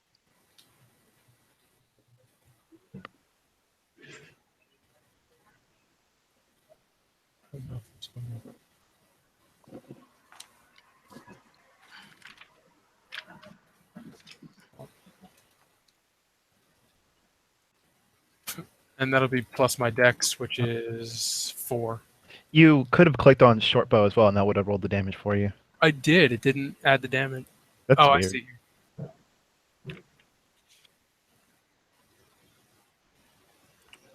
All right. Yeah, he takes 8 points of damage. Does Urkus want to do anything? I'm assuming Jessica is next to him. Yes, she's kind of on the ground, just like surprise, as that Okay. kind of happens when. Sneak attack damage. Okay. Like, Tristan said shoot. I shot. Yeah, you're gonna quickly learn Tristan does not have the best ideas. Oh no, I've I read assume this guy is like a level 15 and he's going to kill me. I, as someone who thought, why don't we just talk our way in? And then this guy shows up, and Tristan's like, shoot her. I'm like, maybe, maybe we should take a Life moment. is short and character creation is easy. At any point, Urkus can speak up and I'll be like, try and do something. However, you have a cinematic action you can take before a spell goes off. Did that break his concentration at all? Like that shot with an arrow? I mean, he just take an arrow to Yeah, whatever body part is most meme worthy. I always want to shoot the eye. Yeah, I'm reading it now. Let's see.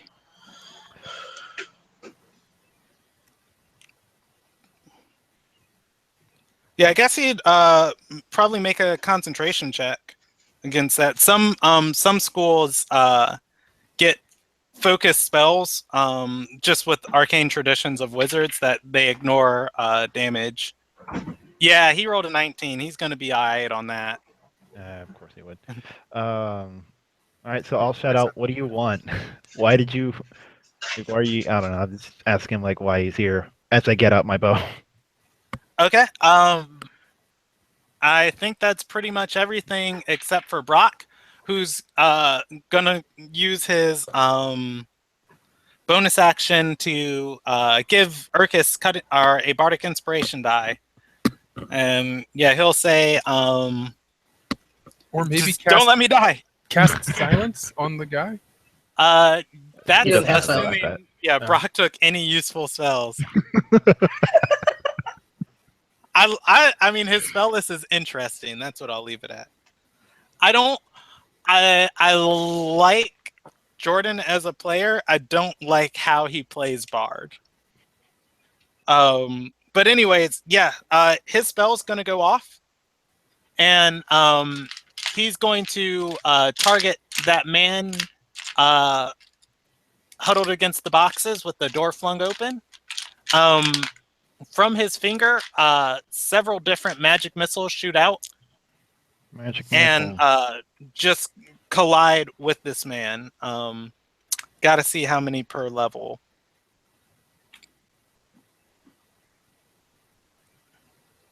Oh, only one. All right. So One that's 20. Well, one additional one per level, and then his school specialty. It's actually, I'm not going to bother rolling it because it's with his evocation specialty, he's going to kill this man. Doing so, he says, that's better. He says, well, if you guys would excuse me, one of my companions is trapped down there. I'm going to retrieve him and be on my way back to the conclave. No, yeah, we'll step aside. Do you mind if we follow behind you? We want to do some investigation on our own, of possibly someone we're looking for being here. He nods and says, normally I don't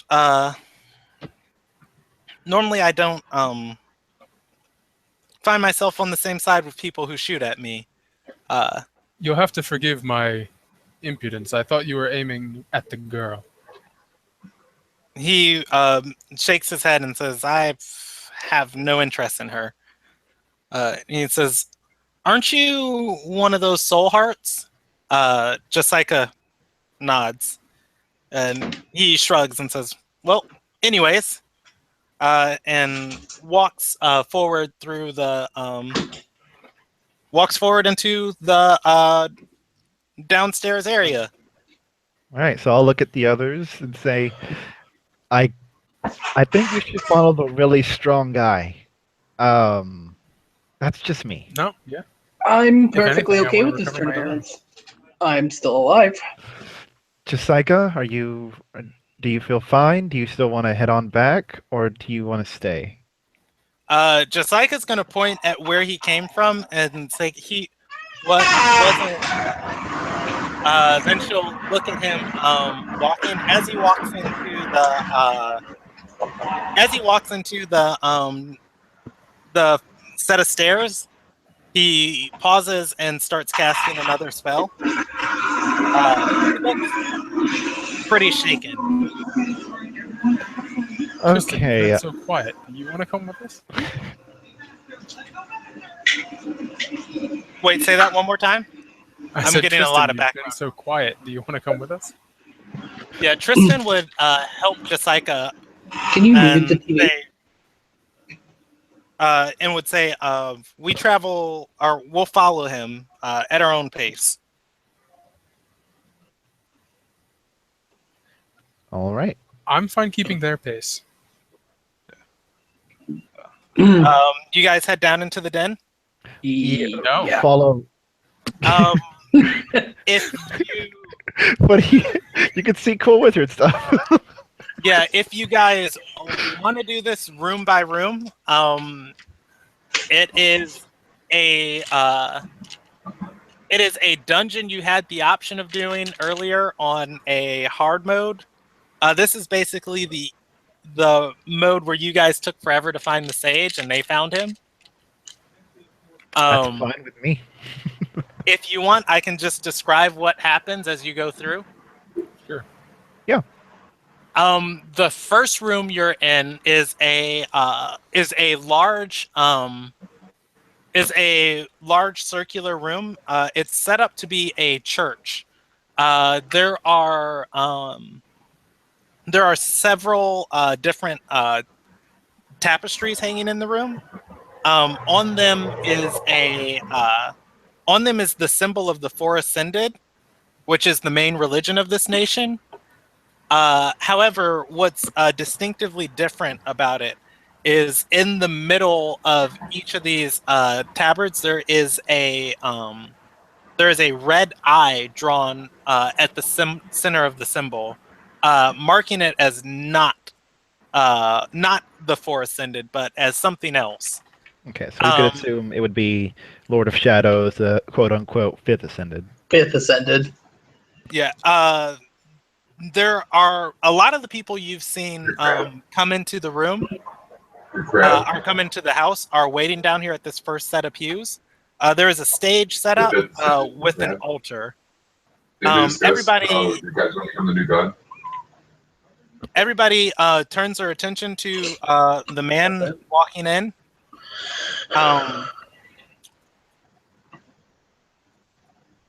And let us see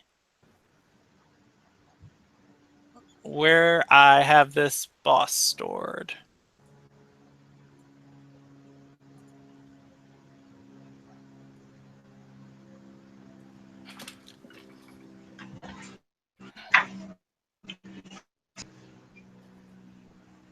There is a man on the front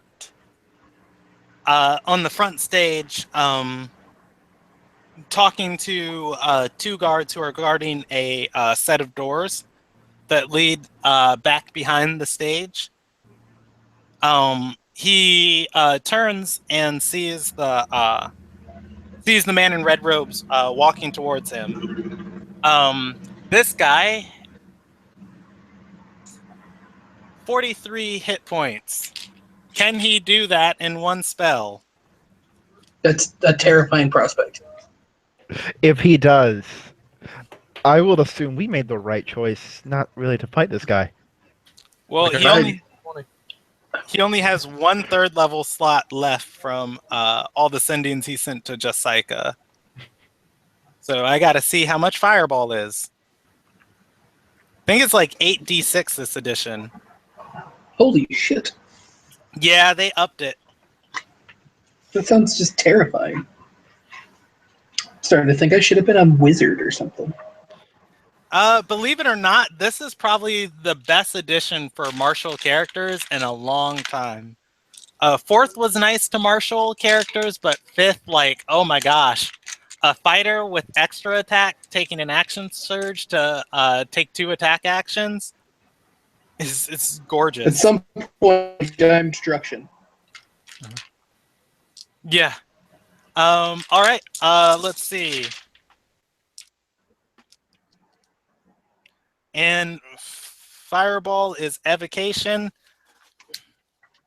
So he does his wizard level and damage.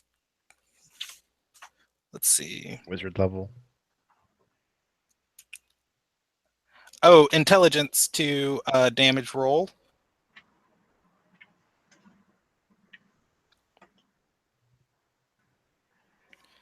Choose the number of...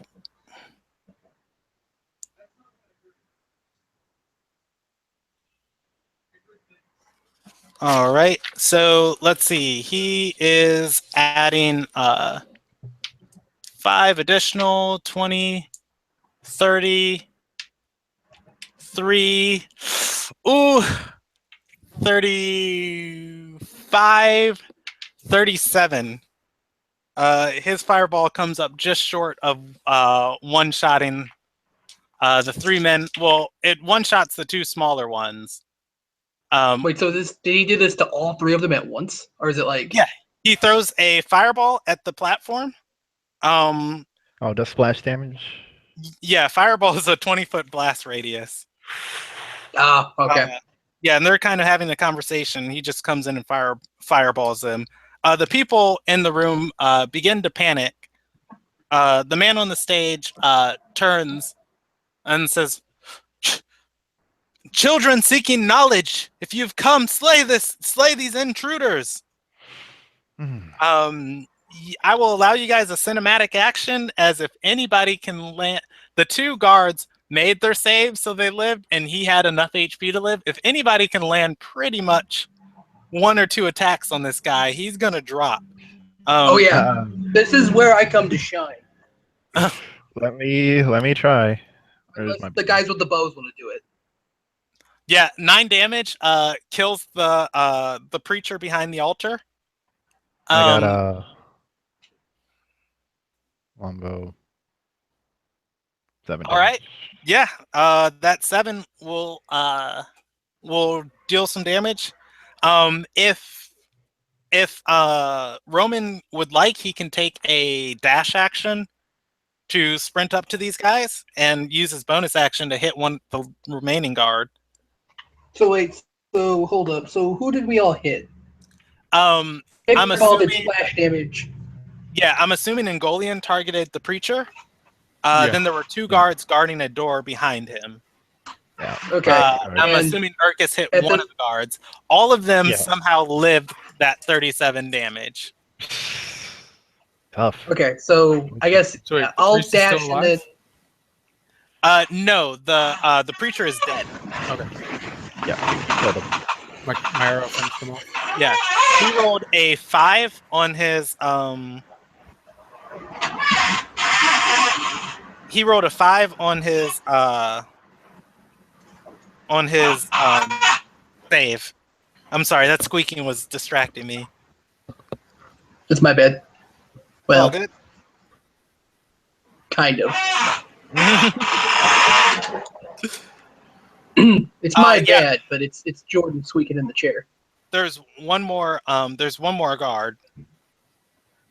Okay, so actually, wait. How far away are they? This room is probably about 60 feet wide. Now that I need the dash action. Okay. Yeah. You'd land just in front of this guy as he's about 5 feet in front of the door, and it'd be, difficult terrain climbing or jumping onto the stage. So would I make it to him? I feel like I wouldn't actually get 5 feet away from him. That's Yeah, you'd be right within range at your dash. okay. And then what do I roll for the check there?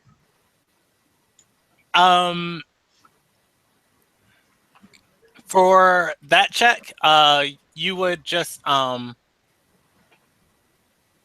you'd be able. You wouldn't be encumbered by the stage. Yeah, you'd just be able to go. I'm going to. I had this room drawn out in a grid, so I'm just going to show it. This is group the grid. Or that's kind of how the room looks that you're in. I was just trying to figure out what I wanted to. Yeah, if you guys can see that. Oh, there we go.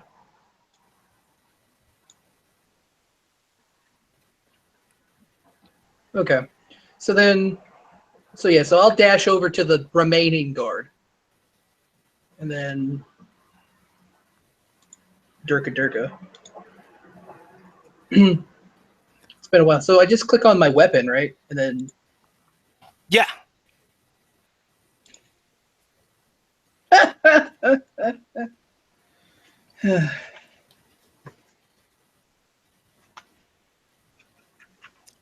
All right. Yeah. This guard is actually going to be able to get 1 attack off on you guys. Oh, wait. No. Guys. Tristan and Jessica are with you. So he's going to make a reflex save against Tristan's Holy Flame, our Sacred Fire, which he does make. And Jessica would be able to dash up there and take her 2 attacks. And she will deal 3 damage to him, which he would survive on that because he is a CR'd creature. Yeah, so he's gonna just say bump Roman because Roman's in his face. And he's going to fumble on that because, yeah, sure, let's roll a 1. Whatever. Yeah, fuck that guy. Yeah. the next round, you guys would just be able to kill him if you let Roman lay into him. I mean, I'd like a redeeming. I'm chance assuming. here. Yeah, I'm about to say, like, your flank. You could flank with Jessica. You could get into your boxer stance and 1-2 cha. So I mean, we're gonna go in like order, or does it matter? Like, No, you guys are in cinematic combat because this one guard has literally like a 0.5% chance of killing you guys. You guys Okay. roll literally 1 for 20 rolls. He may take out one of you. okay, well, okay then. Trying to figure I'm out. not rolling initiative for you guys to kill a guard that has like 7 HP. Okay. But he Okay, has so then I'll put up the dukes, and I'll lead with a right hook, All right, there we go. and then that does damage, I presume. It does.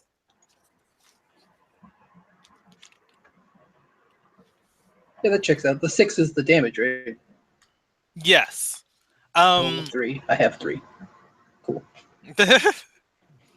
That math. I was like, What? Didn't we have an issue with your weapon not adding in the no, we had bonus issues damage? when I wasn't equipped with my brass knucks. For whatever Okay. reason, the unarmed strike did not want to appreciate that I'm a tavern brawler. All right. And I actually lied on these guys. They would have taken, what's half of 37 rounded up would be 18. Oh, sorry. So rounded up, yeah. 19. Okay, yeah, he's dead. He's definitely dead. He's very dead. I was like, I got a bonus left, and that left tends to be more dangerous. He's extra kill, dead. kill him more. Yeah, so you guys are able to proceed into this next room. The man you guys are following nods back to you guys and say, well, I'm glad you can make yourself somewhat useful.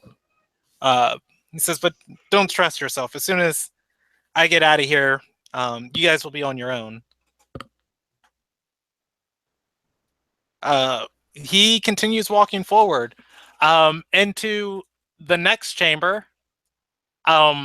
This seems to be a sleeping chamber of sorts. There are 4 beds along the wall, and the passageway continues on. He spends a second inspecting each bed, and he turns things over, moving several items, and does not find what he's looking for.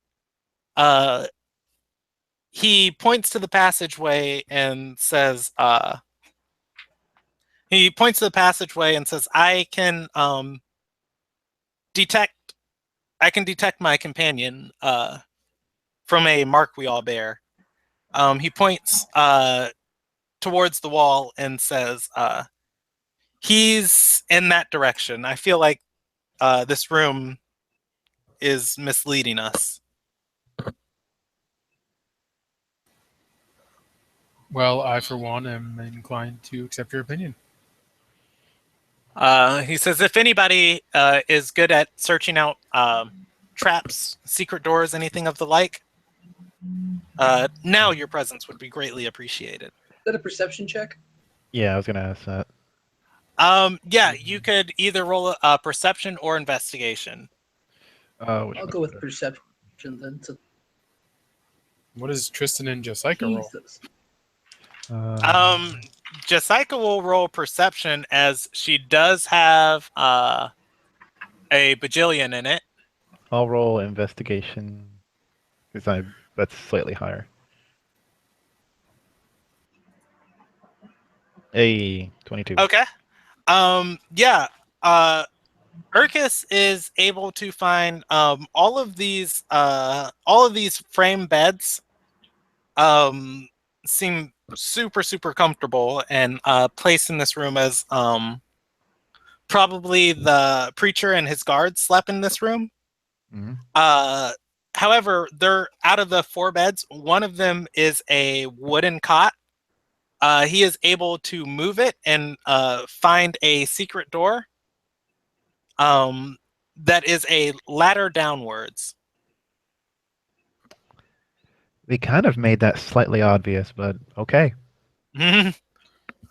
Well, it wasn't supposed to be super hard to get through here. Yeah, no, just Erica The speaking only out problem, like, the only problem is sometimes your NPCs roll nat ones. Like that's just a thing that happens, and I feel like that happens just to me more so than like ever. It's like players will be like, I want to do something incredibly, Stupid. dangerous, high risk, and it's just like, sure, go ahead. And then the NPC rolls a 1. Like I think last session we were playing, I don't remember what lie it was, but it was some like clutch lie Tristan was trying to get away with, and he rolled a 2, and I was like, yeah, the NPC completely doesn't believe you, and I rolled his insight check, and he rolls a 1 and has like a no bonus in wisdom, and I'm just like, I I mean, he guess, rolled a 1. I guess he just does. He does. I remember when he went into that room and the guy was in there, and he tried to. Oh, that's where my friends were. Yeah, I don't remember who was trying to make that lie, but it was just like, yeah, I'm pretty sure it was Tristan. Yeah, no, it was Brock. It was Brock. He made the lie. Oh, yeah, it was. Yeah. But anyways, yeah. So you guys head down the trap chamber. And oh no, I gave away something. He's gonna roll a reflex save because he's gonna step on a trap. He is going to actually going to dodge out of the way. As another trap goes off, and he rolls a wisdom save against it. He stops everybody and says, I hate when amateurs try and use magic like this. He begins once again casting more instances of Dispel magic. Yeah, man. Just amateurs. Yeah. He has used so far all of his 3rd level slots and 2 4th level slots. Mm. However, We picked up ourselves a badass. Too bad we made him waste his powers. Don't worry, all of his 9th level slots are still available. He doesn't have 9th level slots, but eventually you guys will be without him. He is able to dispel 3 of the traps in the area.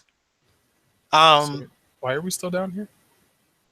You guys are charging forward to look for the sage. I mean, I'm looting the bodies in the other room. If anybody else did. Oh my god, it's a good idea. Yeah, I'm pretty sure Jessica's doing the same thing. Yeah, Jessica would. That would be an afterthought for her. She has very specific reasons when she picks off corpses. For me. Yeah. You You can loot the other room. The guards were wearing studded armor. They had metal spears. The spears were both mundane. Yeah, but we can always just sell them. Yeah. I'm going to roll a loot table because I normally don't roll loot until after. Okay, I wasn't dungeon. sure if it was I needed to say that I was looting because some DMs like, well, you never said that you checked the dead bodies. So if you guys normally once a body is dead, it doesn't run from you. So most of the time, players will go through the dungeon and then loot afterwards.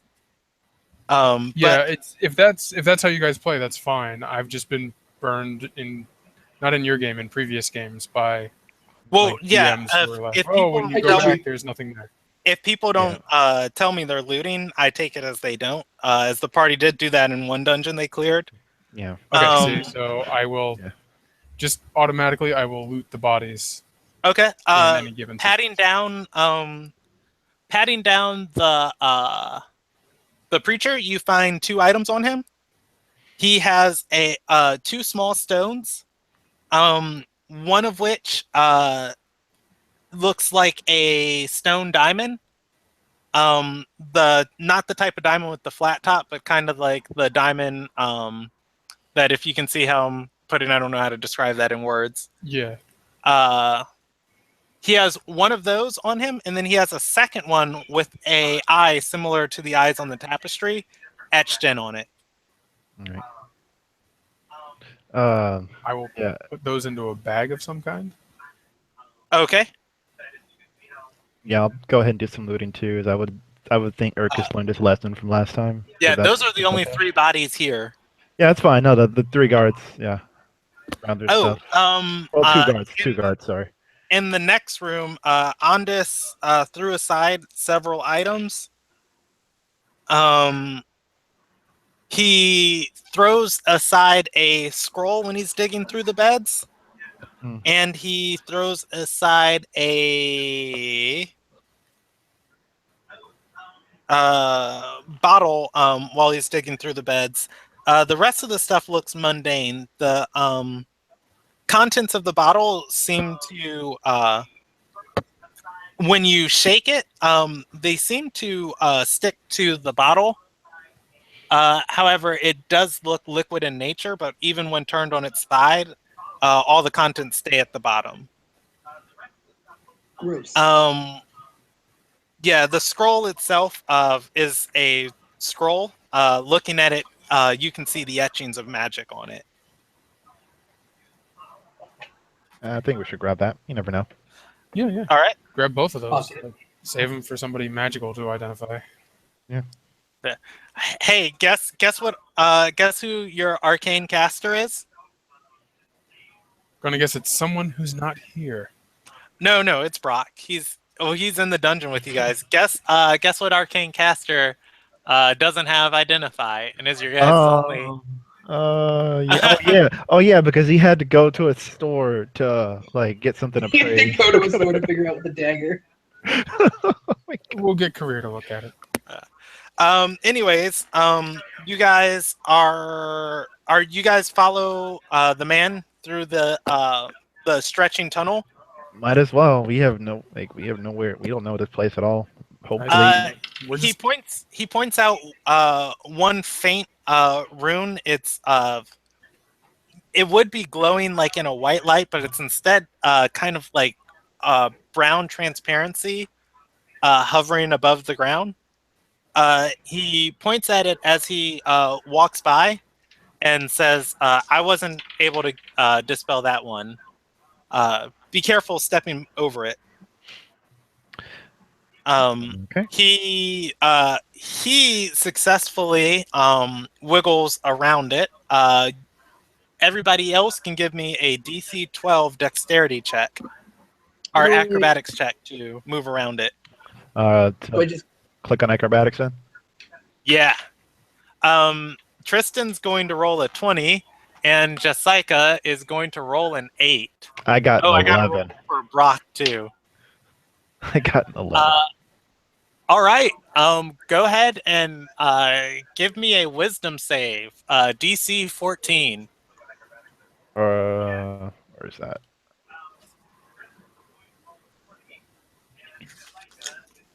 Just DC 14, or wait, what I? Mhm.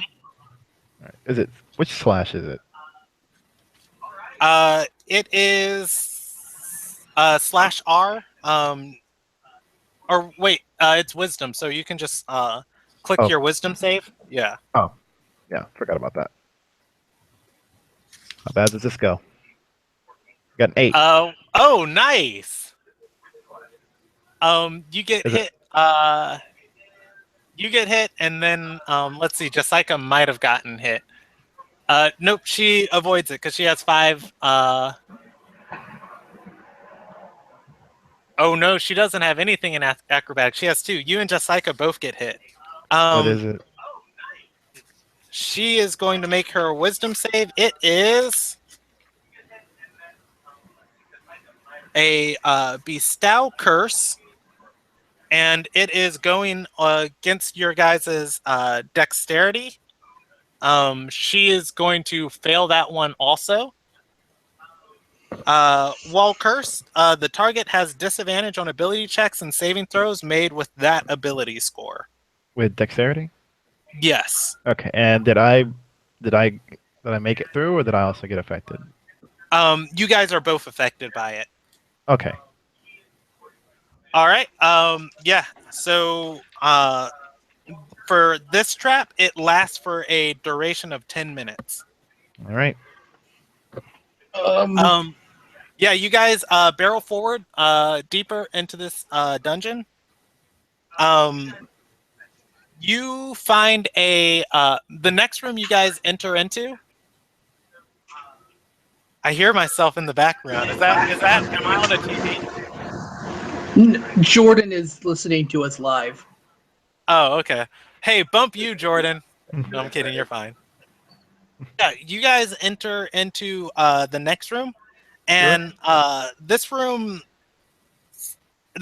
is filled with people. Just kind of, there's a orb in the center of the room. They're looking upwards at it. The orb is shedding a light, and they're just all kind of watching it. As you walk into the room, Andis points at them and says, "Terai Thral, once they go feral like that, they're just entranced by magic." Says, "Well, we should put the poor creatures at peace." He begins casting another spell. As he does, the whole room, which there are probably about 20 of these things, take notice of him. All right. Can I take a shot at any to start getting close? Or You just ready get myself if any of them get close. Yeah, you can go ahead and do that. I'm just seeing what spells he has left. Yeah, he's gonna blow a 5th level slot. And hit these things all with a cone of cold. Well, then I'll hold off on that because I see a giant, massive blizzard hit them, and I'll just think, "Oh, all right, oh, okay." We made a really good choice. If it helps, you guys were supposed to be here probably about 3 days earlier. Probably have to deal with this. And this guy would not be sapping all of your XP. Yeah. Do we at least get XP for killing that other boss? Oh yeah, you guys do get XP for beating the dungeon and completing a quest. Yeah. That's Well, I mean, something. like specifically that guy I killed. Right, we actually finished off the. Yeah, you guys did. And then this guy, you guys are engaged in combat with this guy. I'm just not rolling initiative for this because it's, you know, he's just decimating them. A dungeon dive, and you guys have. We're just cleaning up the leftovers. Yeah. Cheer squad. Yeah, you guys just like, yeah, you can do it. Yeah, he cones of cold. These things. And majority of all of them are wiped out in the initial cone. We'll You pick guys up can the pot stragglers. shot the few that remain because I'm not rolling 20 checks for them. Yeah, walking through this final room. Oh wow! Got an 8. Oh, I got a 23. Yeah, Urkus is entranced by the glowing orb at the top of the room. so pretty.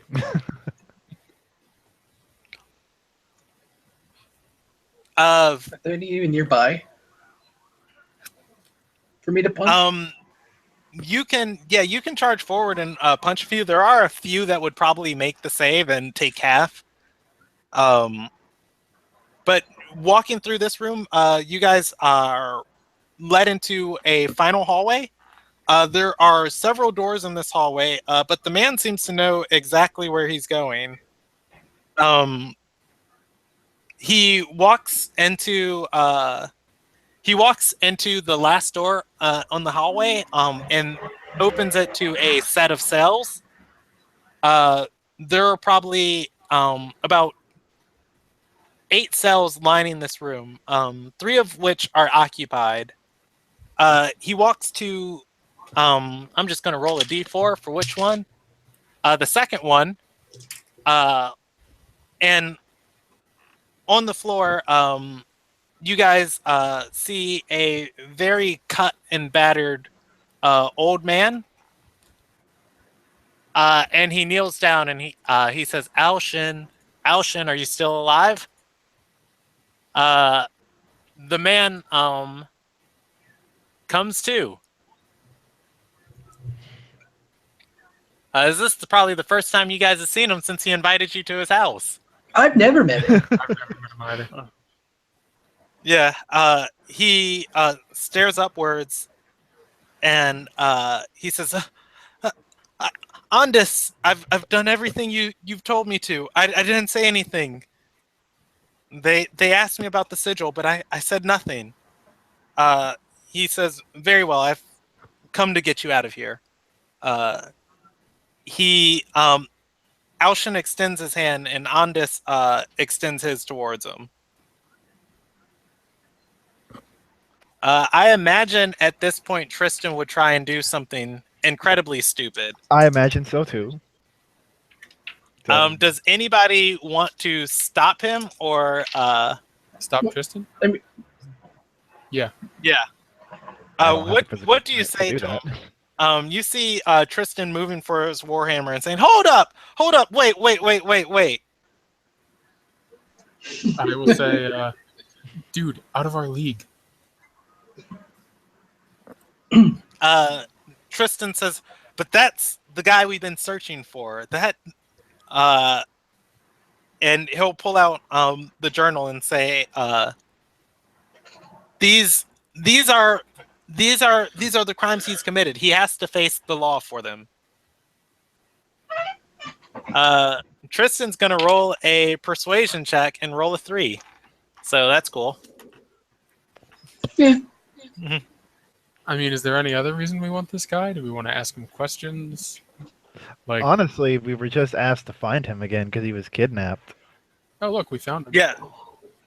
He is a member of Tristan's faith and serves in Tristan's chantry.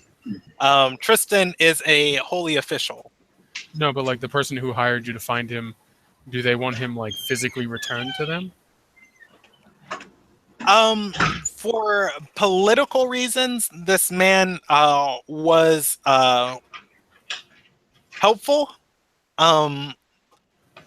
However, the city has seemingly been functioning without him.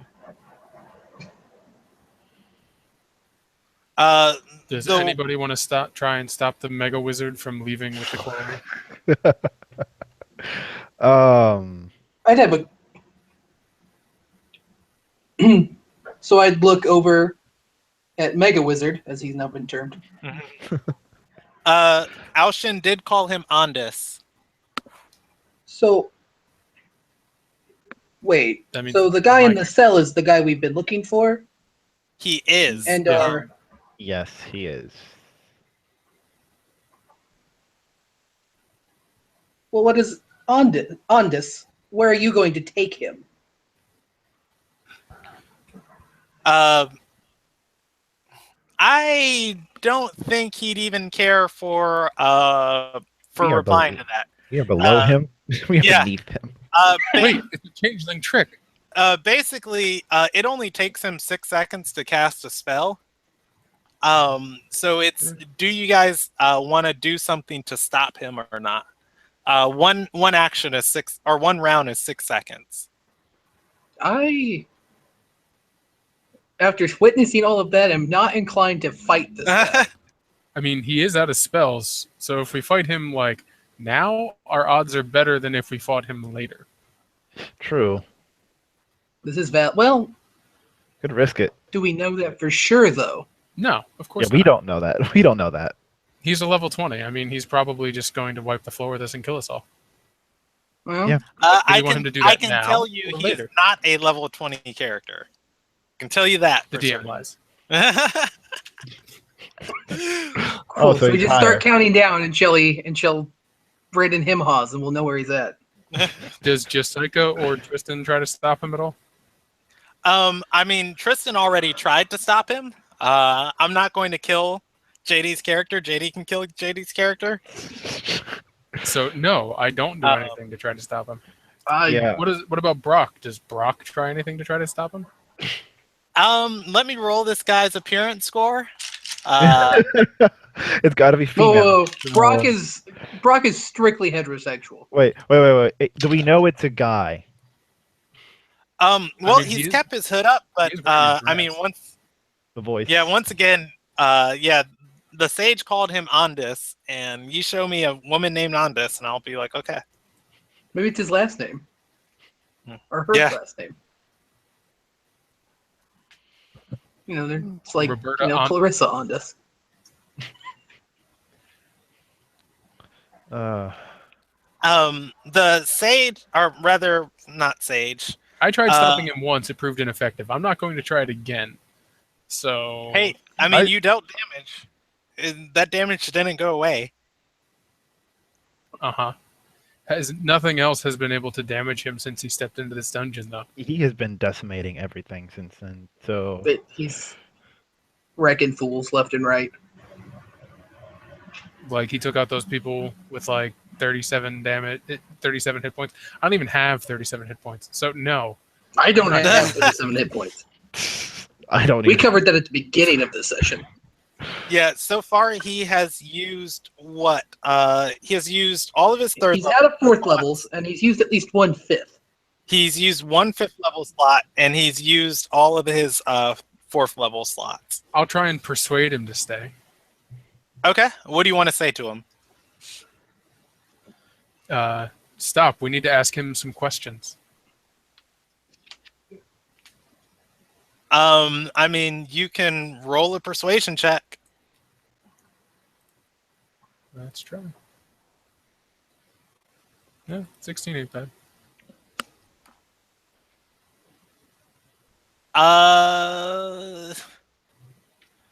I'm gonna roll him an intelligence check. Yeah, as a wizard, that's probably very low, right?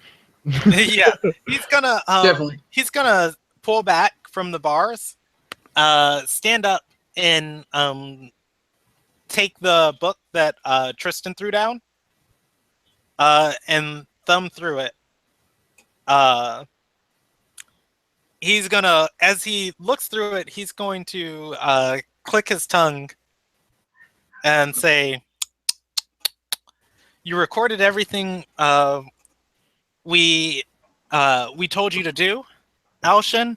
The man behind the bars says, "It's part of my faith. I have to record my travels." The man continues looking through the book and says, "And you were regretful of it? You were helping your nation." The man behind the bar says, "You had me murder people. Innocent people." The man simply shakes his head. He looks at the party and says, "So I assume you are all aware of what's in here." We just made Not a a clue. mistake. Roll me. I have no idea what is in that Perception book. check for Angolian, because I'm pretty sure Career told you the wild goose chase that these guys have been on. Yeah, I can't even read. Oh, yeah, he's gonna believe that. What does I have servants to do that kind of thing for me. yeah? Well, Tristan and Tristan's already. That's what my slave here is for. Yeah. Owen. Tristan already said he knows. Jessica's not going to respond. Does Urkus want to say anything? No, I'll just keep my mouth shut. Yeah. He's going to say to you guys, "I see the sage has outlived his usefulness." Oh, shit. Tristan. Yeah. He's going to say, "I'm not going to kill him. I'm not heartless. come down here and kill anyone? Oh, well, Yes. I'm yes, not you going to did. kill him because he specifically helped us out. However, we are in need of agents to act in his place. Perhaps some who can act with a little less of a weighty conscience. What's it pay? He looks at you and says, "It pays more than enough if you're willing to keep your mouth shut." And he'll cast Firebolt on the book, burning it or setting it on fire, and saying, and continue to say, and not go around writing what we have you do. But, I mean, are you trying to recruit us? Because I'm looking at your other agent who's behind bars, being held captive by a cult, whom you are now betraying in order to hire new agents. That doesn't exactly strike professional courtesy or not really a good pitch, if you know what I mean. He shakes his head and says, "No, I'm not killing Alshin. He'll be taken back.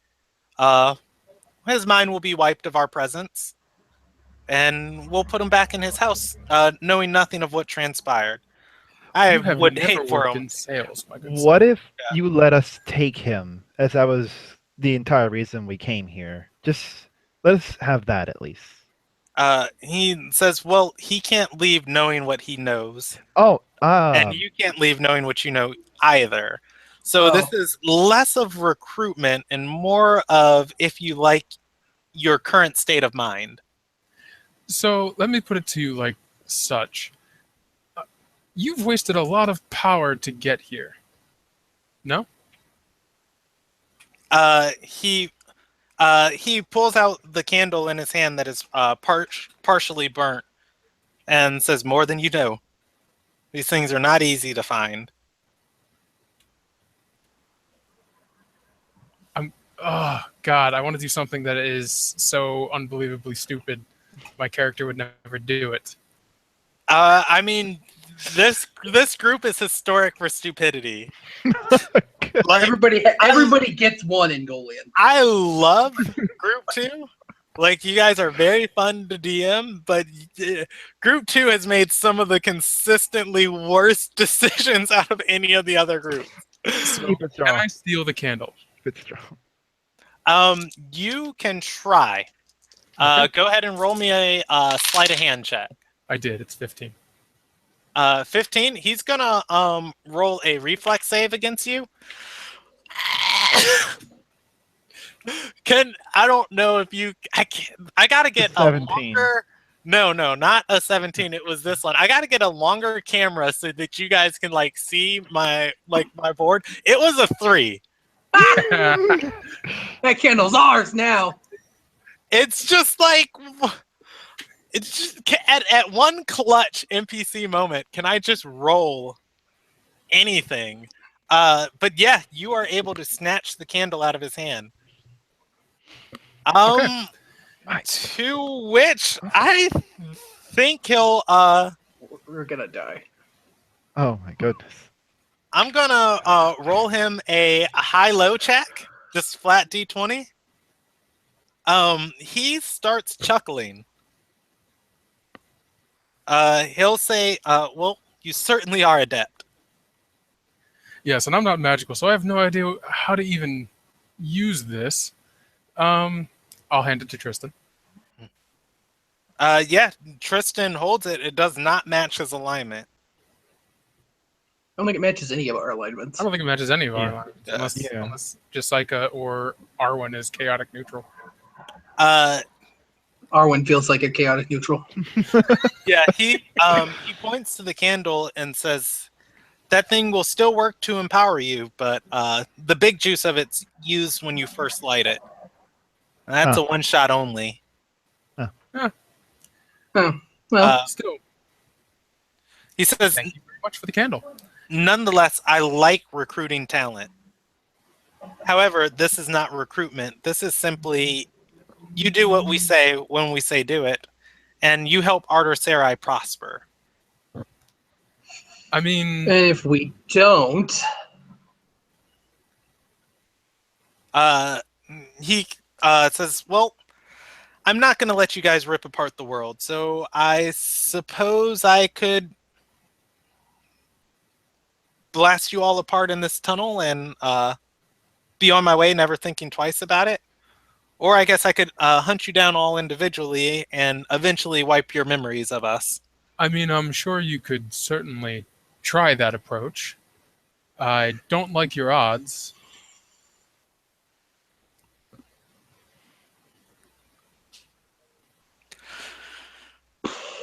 Is that the route you guys are going with? oh god, I'm God. I don't know.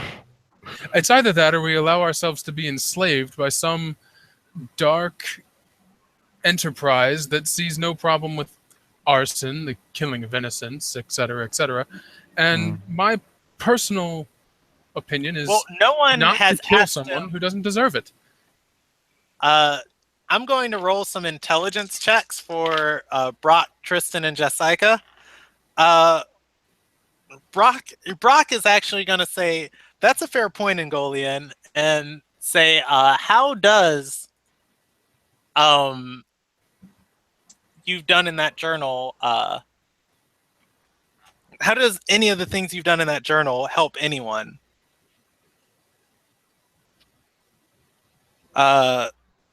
I guess Brock would make a persuasion check on that because he is asking him to give up some information. I mean, believe me, I'm all for doing good by any means possible, including theft, murder, etc. But usually at my own request. If I wanted to be bound by someone else's idea of what I should be doing, I would never have left.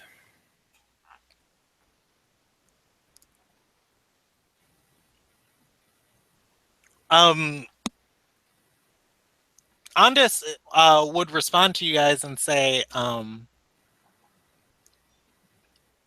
the temple in town was housing Terai, providing them sanctuary. A good number of those would have flooded to this cult, which we can't have growing. We've been keeping it on a pretty tight leash until we can sufficiently destroy it. He counts on another finger and says, the assassins, or rather the men we had killed in line to become the magnate, were warmongers and would have plunged the country into chaos. Truly, Respis Bartholf was the best choice among them.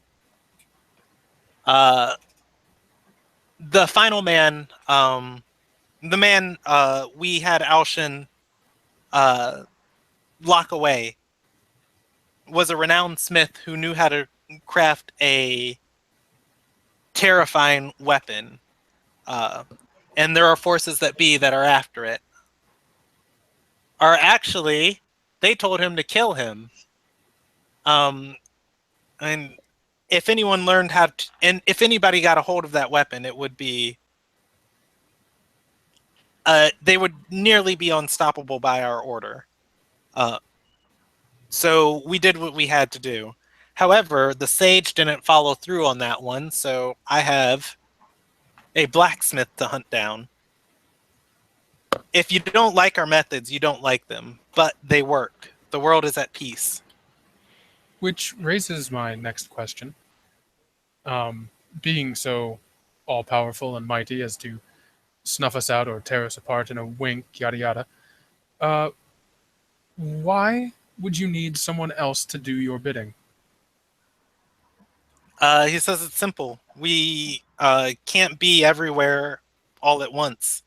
It's easier to send a message and tell somebody like Alshin to hire a sage and kill, or to hire an assassin and kill a name, rather than teleporting halfway across the world to do it yourself.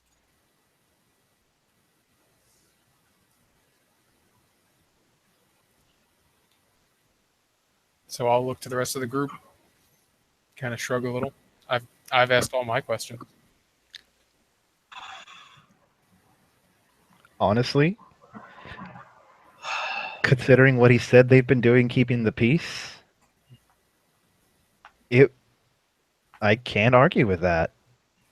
Yeah, but join or die though. Yeah, Well, that's it's not join or die. It's join or forget that they even exist. It's literally, he said he would kill us and tear us apart. That's if we try to fight or flee, I assume. Yeah. One of the No. other He options. said you'd either have to kill us where we stand or hunt us down later and wipe out our memories. Yeah. Which could be fun. Well, I like getting my mind wiped in the middle of grocery shopping. Or we kill him here. Ooh. I have only punched one guard today.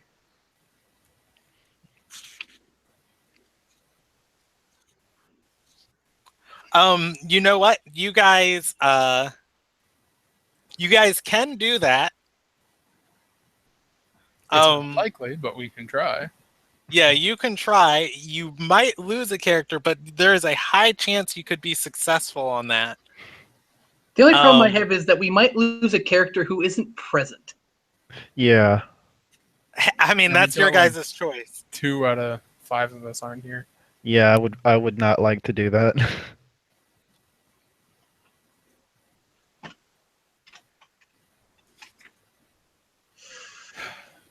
I really don't like the idea of losing all my freedom to just this shadow organization that, I have to jump whenever they say jump. Yeah, but the other option And is what happens if forgetting. we lose our usefulness? You ask him that? Yeah. Yeah. He says, well, we're not heartless. And he says, we'll judge when that happens, and when it does, we'll consult you about it. So, to be specific, when you say wipe my memories, you mean just of you, your organization, things learned in the last several hours. But all my things and myself would remain further unmolested? He's gonna say, yeah, sure, yeah. That sounded like Can you I spoke with... run? Can I do an insight check? Yeah, that sounds sketchy. Or do you mean leave me like a mindless vegetable? You can do an insight on that. Seems sketchy. Bad rolls.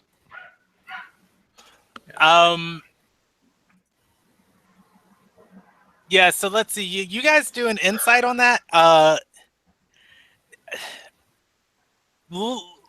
Just like from the way he said that, he seemed earnest. Like, oh yeah, like we don't really care about your personal memories and stuff. That's you.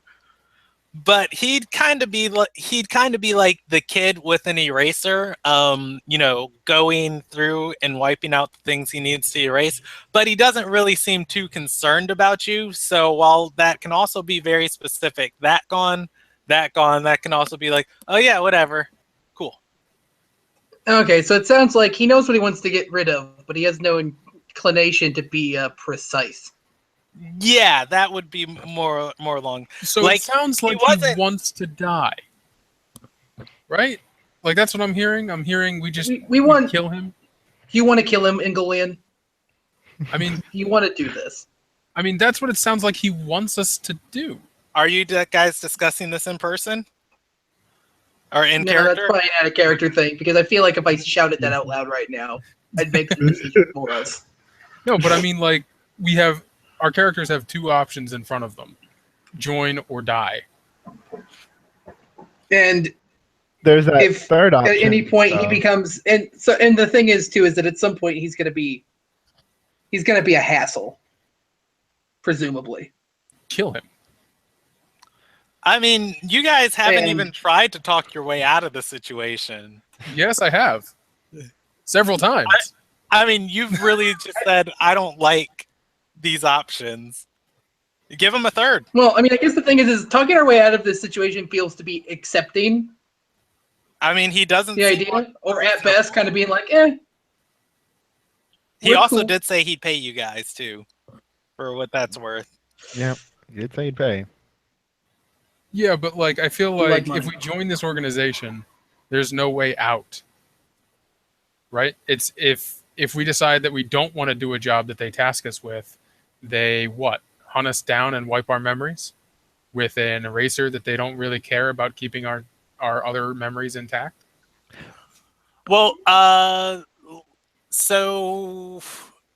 I mean, like that's what I mean. His pitch is not a Angolia- good pitch here. No, I'm saying Angolia never read the journal, did he? I think he did at No. one point. Did he? I feel like I'm the only Or one at least just ignorant like I of told him what what the was in sins of Alshandoris are. Yeah, I'm pretty sure I mentioned it in the original one, because there's one message that is not... You definitely the sent it to me like twice. So I wasn't sure if that was just him being told about certain events in it, or if it was... Yeah, the party had a copy of it. There's one message missing that's in the group chat that I'm not going back to find. In the apology, he states how much he didn't want to be a part of this organization, but he was still being strung along. that right there screams evil to me. Well, he's not dead. Like I wouldn't want to work for this organization. Evil doesn't He's not always dead, kill. and from what we can understand, he's not going to end up dead. Yeah. He's going to probably end up a vegetable. Yeah, these people are somewhat rational in that they're still talking to you. Right. I mean, I'm pretty sure if this guy was just really dead set on the join or die, our him hawing would have eventually probably just been like, fuck it, blasted you to oblivion. Except that he's out of power. And I took his candle. And he took his candle. Fuck that candle. I was going to punch it out of his fucking hand. Well, I mean, he still has to have a way to get out of here. Yeah, so probably some backup spell. Because he said he was going to Backup put out. Got at least one high level slot left. Yeah. Which if he's got He's not just going to walk out of here. That's He doesn't know what metagaming, to type. though. People might not have caught for this edition. They moved teleport from a 5th level spell to a 7th level spell, so that it can't be cast as contingency.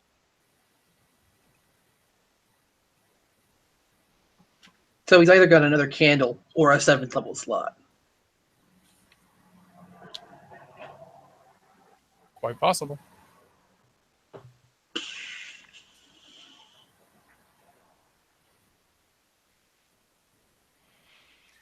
You guys could propose a some type of third option to him.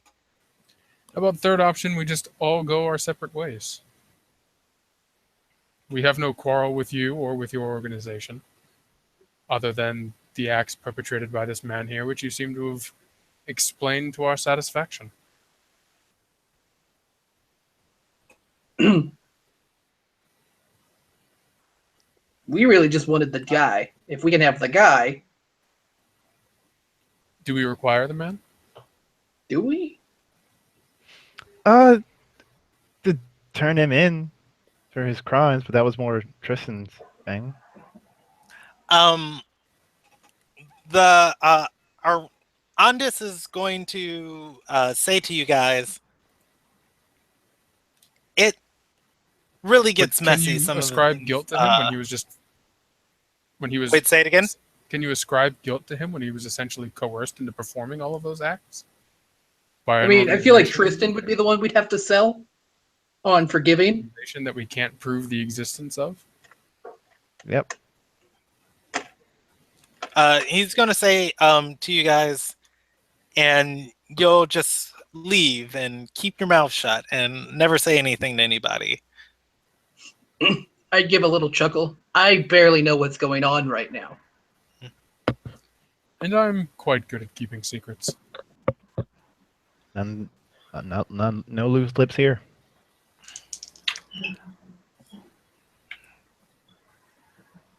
The man is he's going to just kind of look over you guys for a minute, and then once again having a sense of humor about the situation, he's going to say that never works. Someone's bound to find out that you know something of us, and then they'll be after you. They'll torture you. They'll lock you in a cage like this, and they'll try and find out information from you. So again, that whole joining pitch thing, you're doing a very bad job of it. Because if we did actually decide to join your organization, the same would be true. No? He nods and says, if you were to join, there are requirements that you cannot fulfill. I am not at all suggesting you join. I am simply offering employment. As the things Alshin was doing in the city still need to be done. I believe the point my you associate choose was to do them or making not. that My point was that if we work for you, we will be hunted down by your enemies, imprisoned, tortured, etc., etc. That's your sales pitch.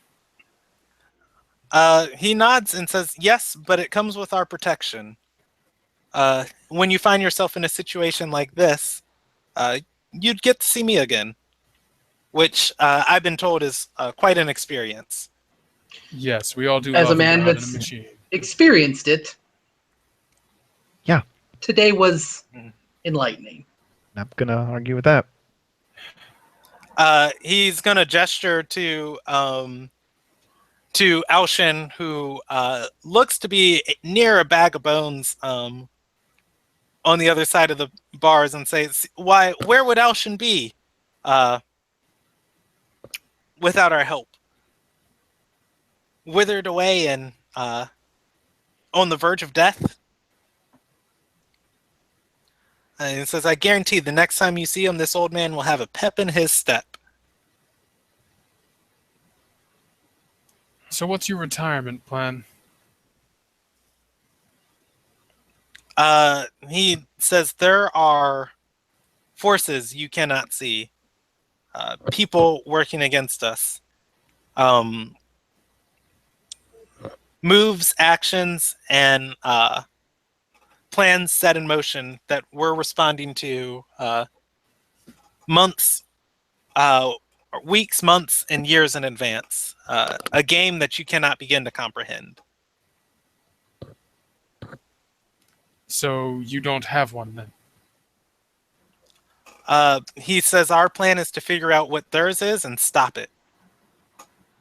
Did I glitch or something on the sound? I asked about retirement plan. Oh, okay. I thought you what were is their talking plan? about What is their retirement end plan? game. No, like, what happens when either we are no longer of use to them, or we decide that we don't want to do a job for them, or like, well, if we're hired by them as whatever we are, mercenaries, can we pick and choose which jobs we take from them, or is it just a here, go do this and kill that king, and we have to do it?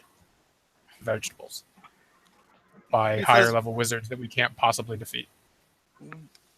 When we ask you to do something, there is no one putting a gun to your head. Of course, you'll see one of our agents now and then. What the fuck is a gun? Oh yeah, of course, a crossbow to your head. Of course, you'll see one of our agents now and then. But as far as retirement goes, we find you someplace you'd like to live, and we get you status and position there, and place you in an area of power where you can help make a difference in the world. Memories intact? No, of course not. No, I would think not. He says it's a case-by-case basis. Yeah, nope. That means that for the rest of my life, regardless of any notion of freedom. At the moment I cease to be useful to you, or I decline a job, or any other instance, at the very best case scenario, I will continue to be your puppet, or freedom whatsoever. In all fairness, he'll say people love puppet shows. and in Okay, all my bow fairness, is drawn the at this rest point. of our life.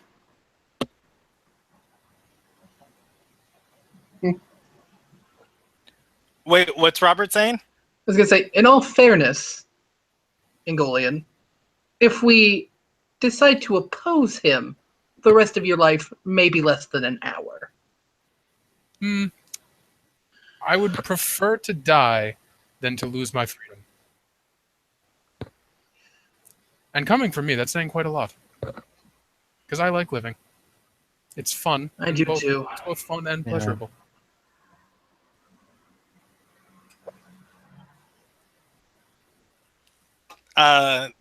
So the man looks at you and says, "So we're at an impasse." In fact, at an impasse.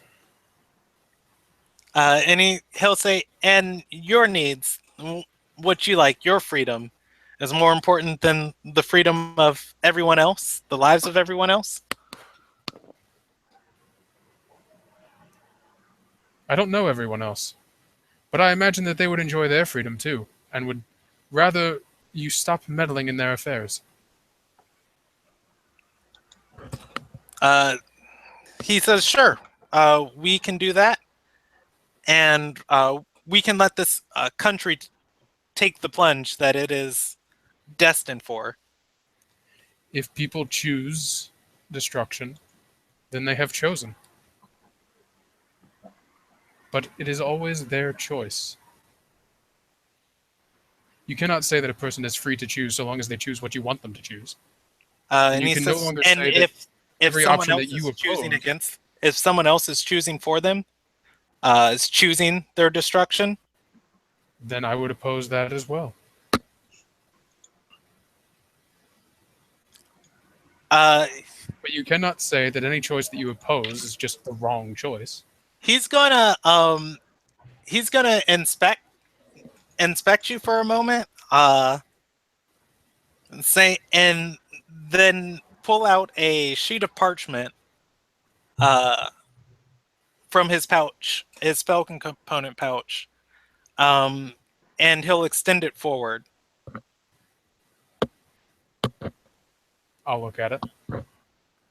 There are 3 dots on it. He says, "Then I shall let you make the choice. If you figure that out, we'll speak again." He extends his hand through the bar and grabs the sage, and he begins casting a spell.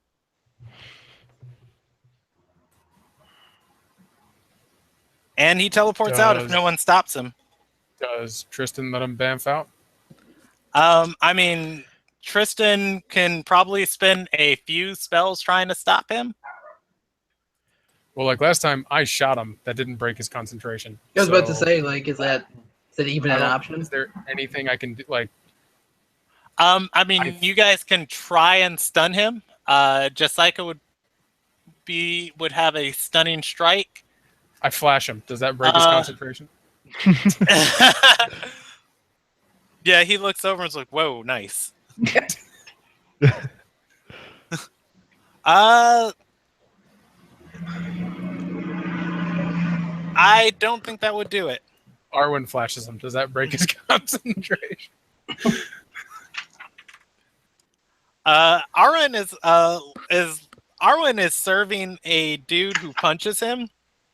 It's like, if this dude's gonna cast Cone of Cold on my face, I think I'd be very happy sucking his junk. What? Priorities, baby. I mean, moving from Draylen to Brock is a huge upgrade in ownership, though. So,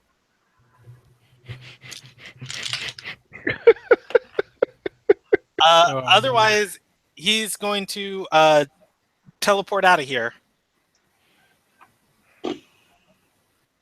Great. So he'll hunt us down later one by one and turn us all into vegetables. Well, Angolian does have a sheet of paper with 3 dots on it. Yep. Just 3 dots. Trying to figure that out. Is it magical in any way? You can roll an Arcana check on it.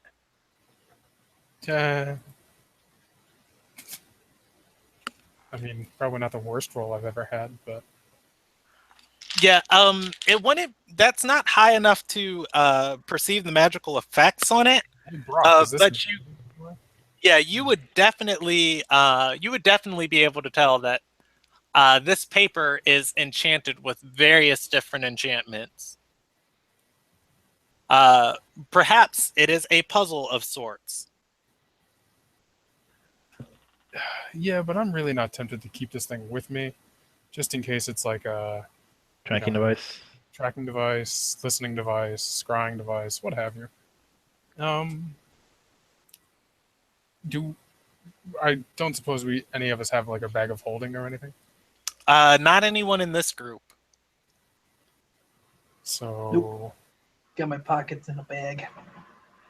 Wait, does Career have a bag of holding? I thought she I don't did. think. I'd have to check her I inventory. mean, out of all of us, she would be the one to have it. I She has a mean, belt pouch. We'll loot the bodies in the room. Oh Okay. yeah, there are other people in the There are other two people other in the other people here. cells. There are 2 other people in the cells. Okay. Do we recognize any one of them? On the line. We haven't seen Effie in a while, so. They are unconscious. Actually, one of the bodies is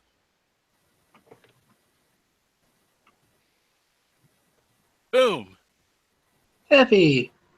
in one of the cells. She is unconscious. Oh, good. Well, let's. Angolian, can you? I mean, are they unlocked? They are I locked. imagine they're locked. So motion towards Effie and say, "That's a friend of ours. Think you could help Are us they get her out?" locked now? On the 16, yeah, these locks are not very complicated. You are able to finagle the door open. Okay. Let me try to wake her up. If she's unconscious. Yeah, there are various bruises over her, adding to the ones she got from the other night when she was out investigating, and scars and cut marks. So Brock will cast Healing Word on her and heal her for 5. Oh wait, does he have Healing Word? I don't think he took it because he doesn't take good spells. No, but Tristan. Tristan has healing. Yeah, Tristan would have Cure Wounds. Yeah, because oh my gosh, Brock. Oh my gosh, why? Let me double check his sheet because anyone who doesn't take Healing Word this edition is crazy. That would be George T. Baggett. He didn't. He didn't. Heal is a bonus action. You don't have to touch them or be near them. Oh goodness. He can literally shout "fuck you" and give me health. Yeah. Feels like a thing he'd do. So she just like out cold, like. Yeah, she is. She's been brought down to 0 hit points. But yeah, Tristan should have the means to heal her. All right. Do we care about the other guy? Person?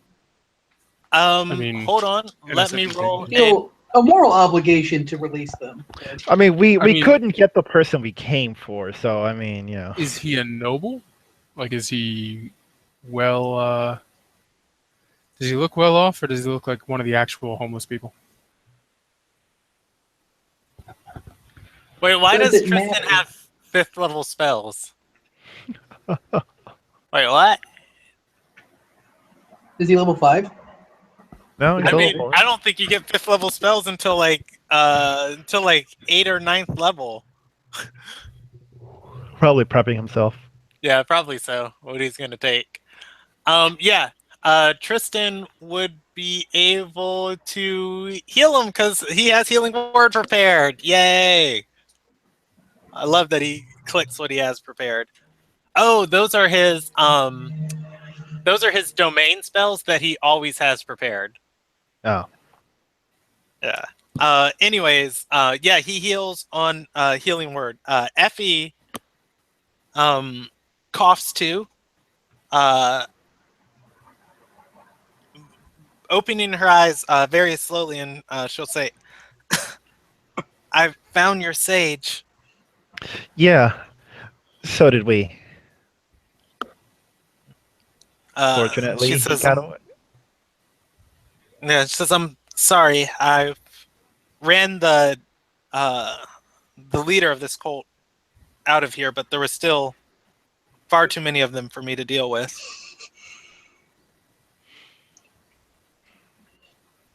You did good. Glad you're relatively okay. And she says, "They just kept coming and coming and coming." Freezing. Yeah. That's something Brock would say. I feel Oh, like yeah, Brock would just kind of nod. Brock would probably like go to her and probably try and start cuddling or something. He just I mean, get I up. was gonna pick her up. Yeah, with her Yeah. 6 HP, she would definitely be adamant about fighting Brock. Right. But what about our other person? The other person, you guys don't recognize them. Any? Are they still alive? They are, or rather, they're unconscious also. Is there like a bucket of water nearby? Um, Rouse them up. yeah, You gotta do not down here. I mean, you could unlock the gate and try and shake them. I don't want to unlock it until I know who they are. Okay. And I mean, you can go to the gate and inspect it. Jessica's going to roll an active perception check and get a 18 plus 9. 27. Yeah, and she's going to inspect and say they're fire spawn. Effie, I believe that is your name, correct? Do you recognize the person in this cell? She shakes her head and says, they, when they were rebuilding their ranks, there were multiple fire spawn here. That's the only one they haven't killed yet. So I will knock on the gate. The person's out cold.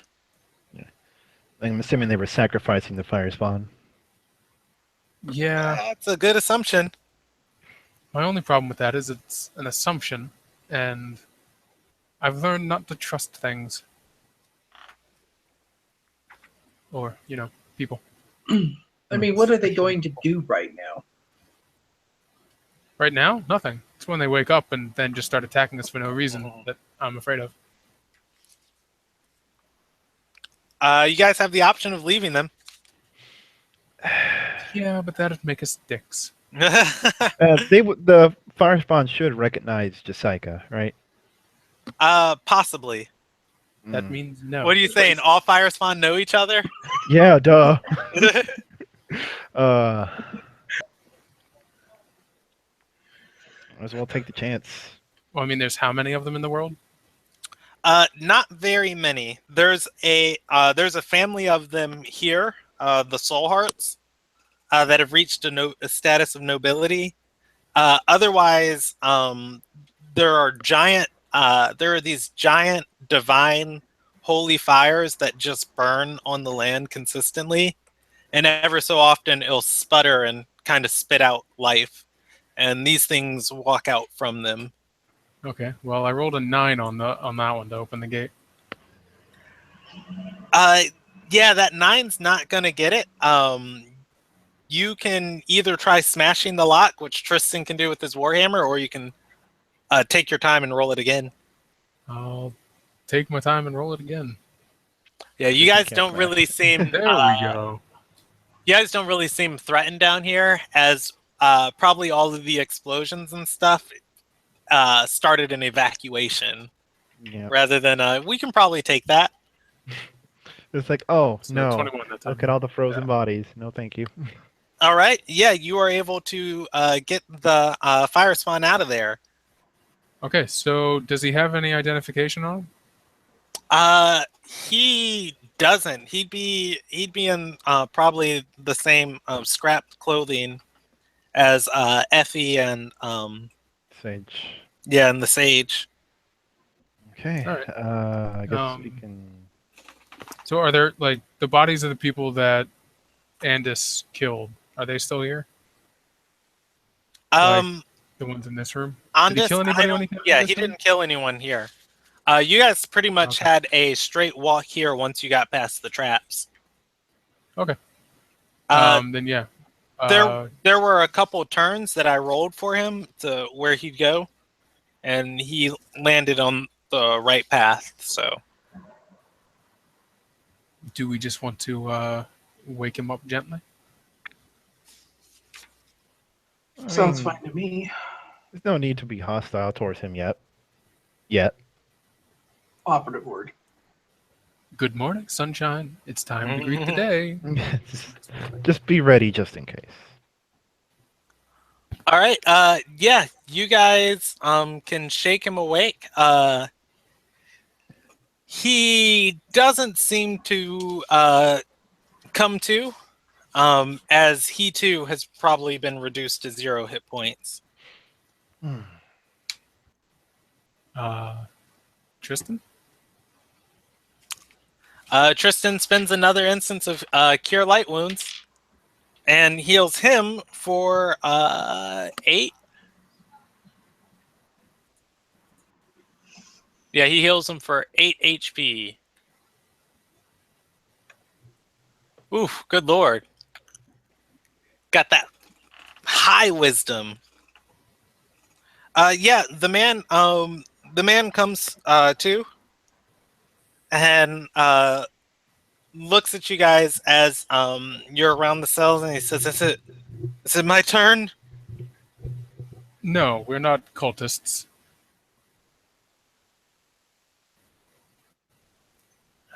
I hate to use this phrase, but adventurers. And he says, Sir, you've come to free me. In a manner of speaking, yes. He says, well, I will happily accept any help I can get down here. Good. First things first, introductions. What is your name? He nods and says, Kiris. Kiris. Is there a surname to that, or? He says, Kiris Ryak. I serve as a guard to one of the members on the Ethics Council.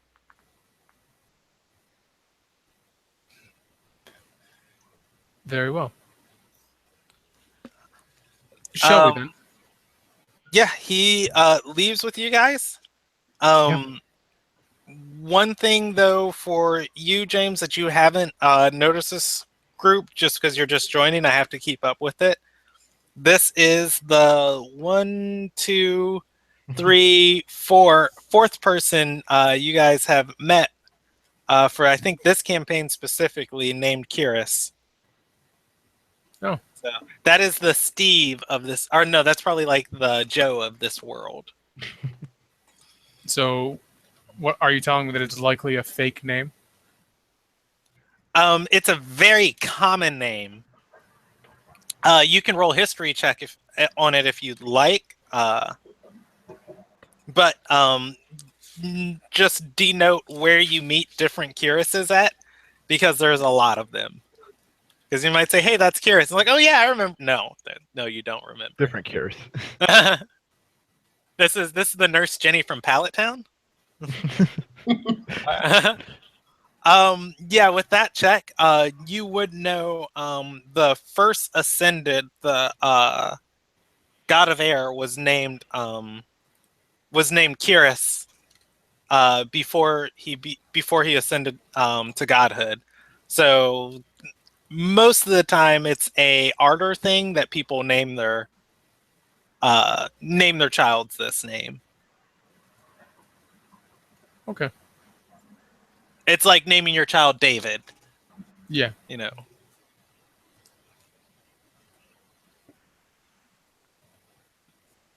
All right. I think we are going to end there for the night. Seems like a pretty good spot to end. Yeah, walking out of a Well, out of the dungeon is a good spot to end. We're out of the dungeon, right? Yes. walking out of a corpse Yeah. dungeon. The cops show up. We're like, we found it like this? So how do you guys feel about time skipping to the 30th? Fine. I mean, I'm Okay. fine with it. I'm fine with it. Or do you guys want to time skip to the 31st? Is there a with significant either. difference? Yeah, that's If we do to the 31st, you guys would be starting on first day of your next session, which means you know, you guys could start back in Umiya's temple, as I think most of the party enjoys going to those services. Or at least everybody had a reason to go to them last time. It's basically, do you want to start at the end of the week or the beginning of the next week? Either or. The next major holiday is on the 35th. Yeah, so if you guys want to time skip, I will get that up tonight so you guys can reply to it, as we'll probably be playing next week. Okay. Okay. Otherwise, good session tonight. You guys found the sage, albeit after the silver sigil had made it a priority to find him. So Took them long you enough. found God. well, it's kind of hard to keep track of all of your pawns when you're literally on another continent. So they just kind of like, hey, I haven't heard from that guy in a while. Yeah, me either. What's it been about? What, 4 days? Where's that dude at? Let's go check on him. Oh crap. Yeah. He did not give in to torture, though. Strong man. Yeah. But anyways, political events that I'll put them all in the doc, because I'm doing this with group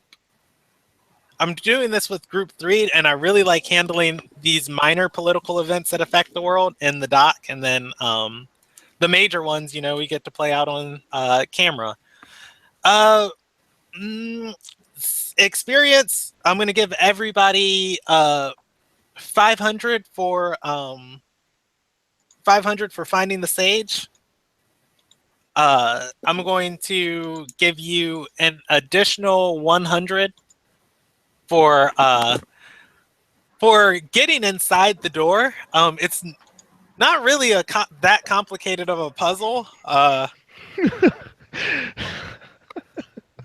Basically, all you guys really had to do was find out it was a poem. Go to someone who knew the poem and just like, hey, what's this poem mean? It's like, oh, it either goes this way or this way. And he's like, oh, okay, cool.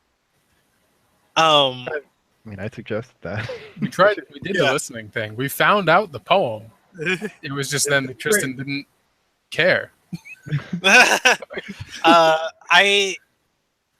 Group 3 had a run-in with this cult in a town south of you guys, and they came across the poem, and they were just like, what does it mean? And they kept saying the entire poem over and over again instead of the piece needed, which, if you say the wrong thing, the guy just gives you food and closes the door.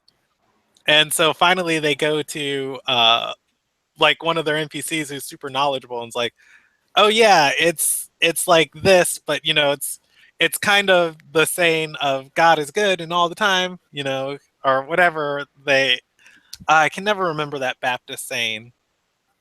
But it's just basically a call and response where it's just like, oh yeah, that thing.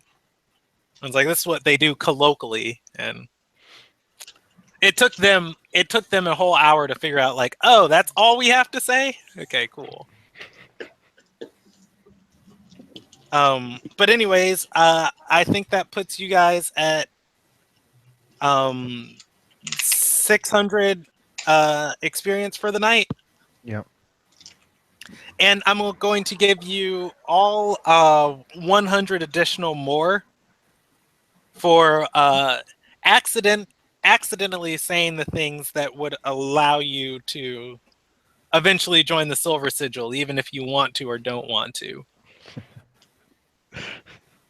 You know, I have a feeling that if JD and Jordan were here, we would have fought that guy. I think so Yeah, too. We almost did anyway. Although the people we did fight, did we get XP for them? Oh yeah. Let me total up their experience. So we have 700 without things we killed. Right? Yeah. The picking off the stragglers. I helped. That's pretty much what it was.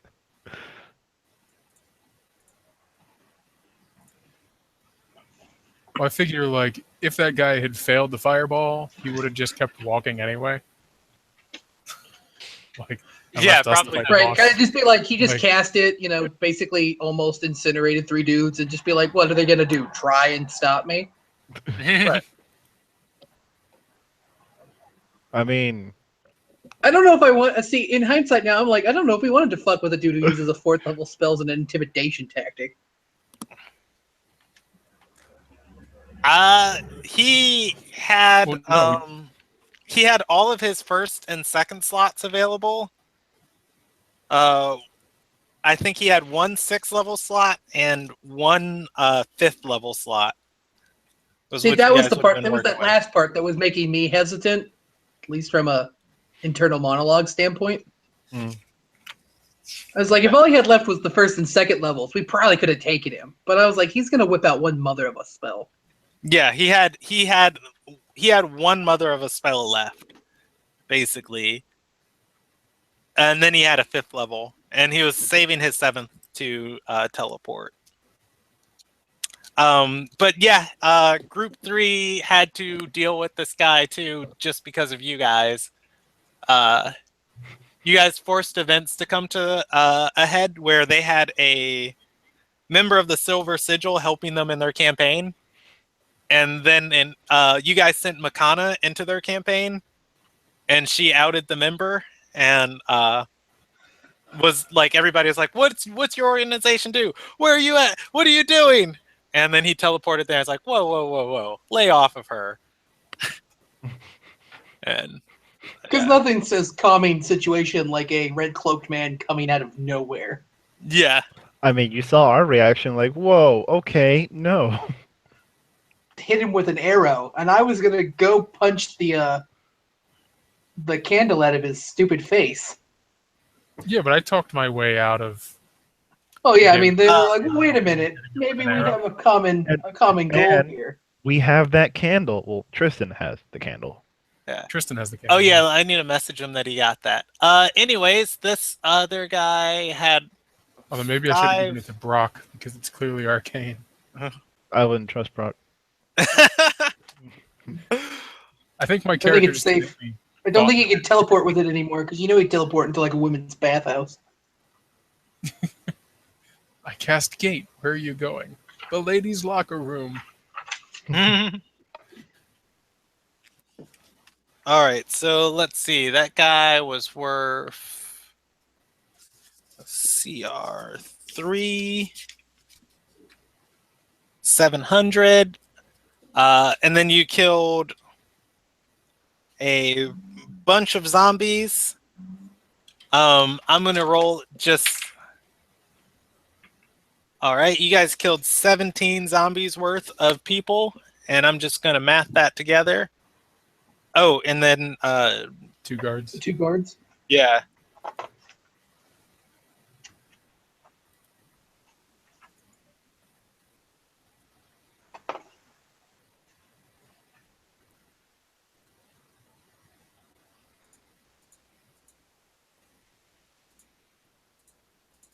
All right, divided amongst 8 people.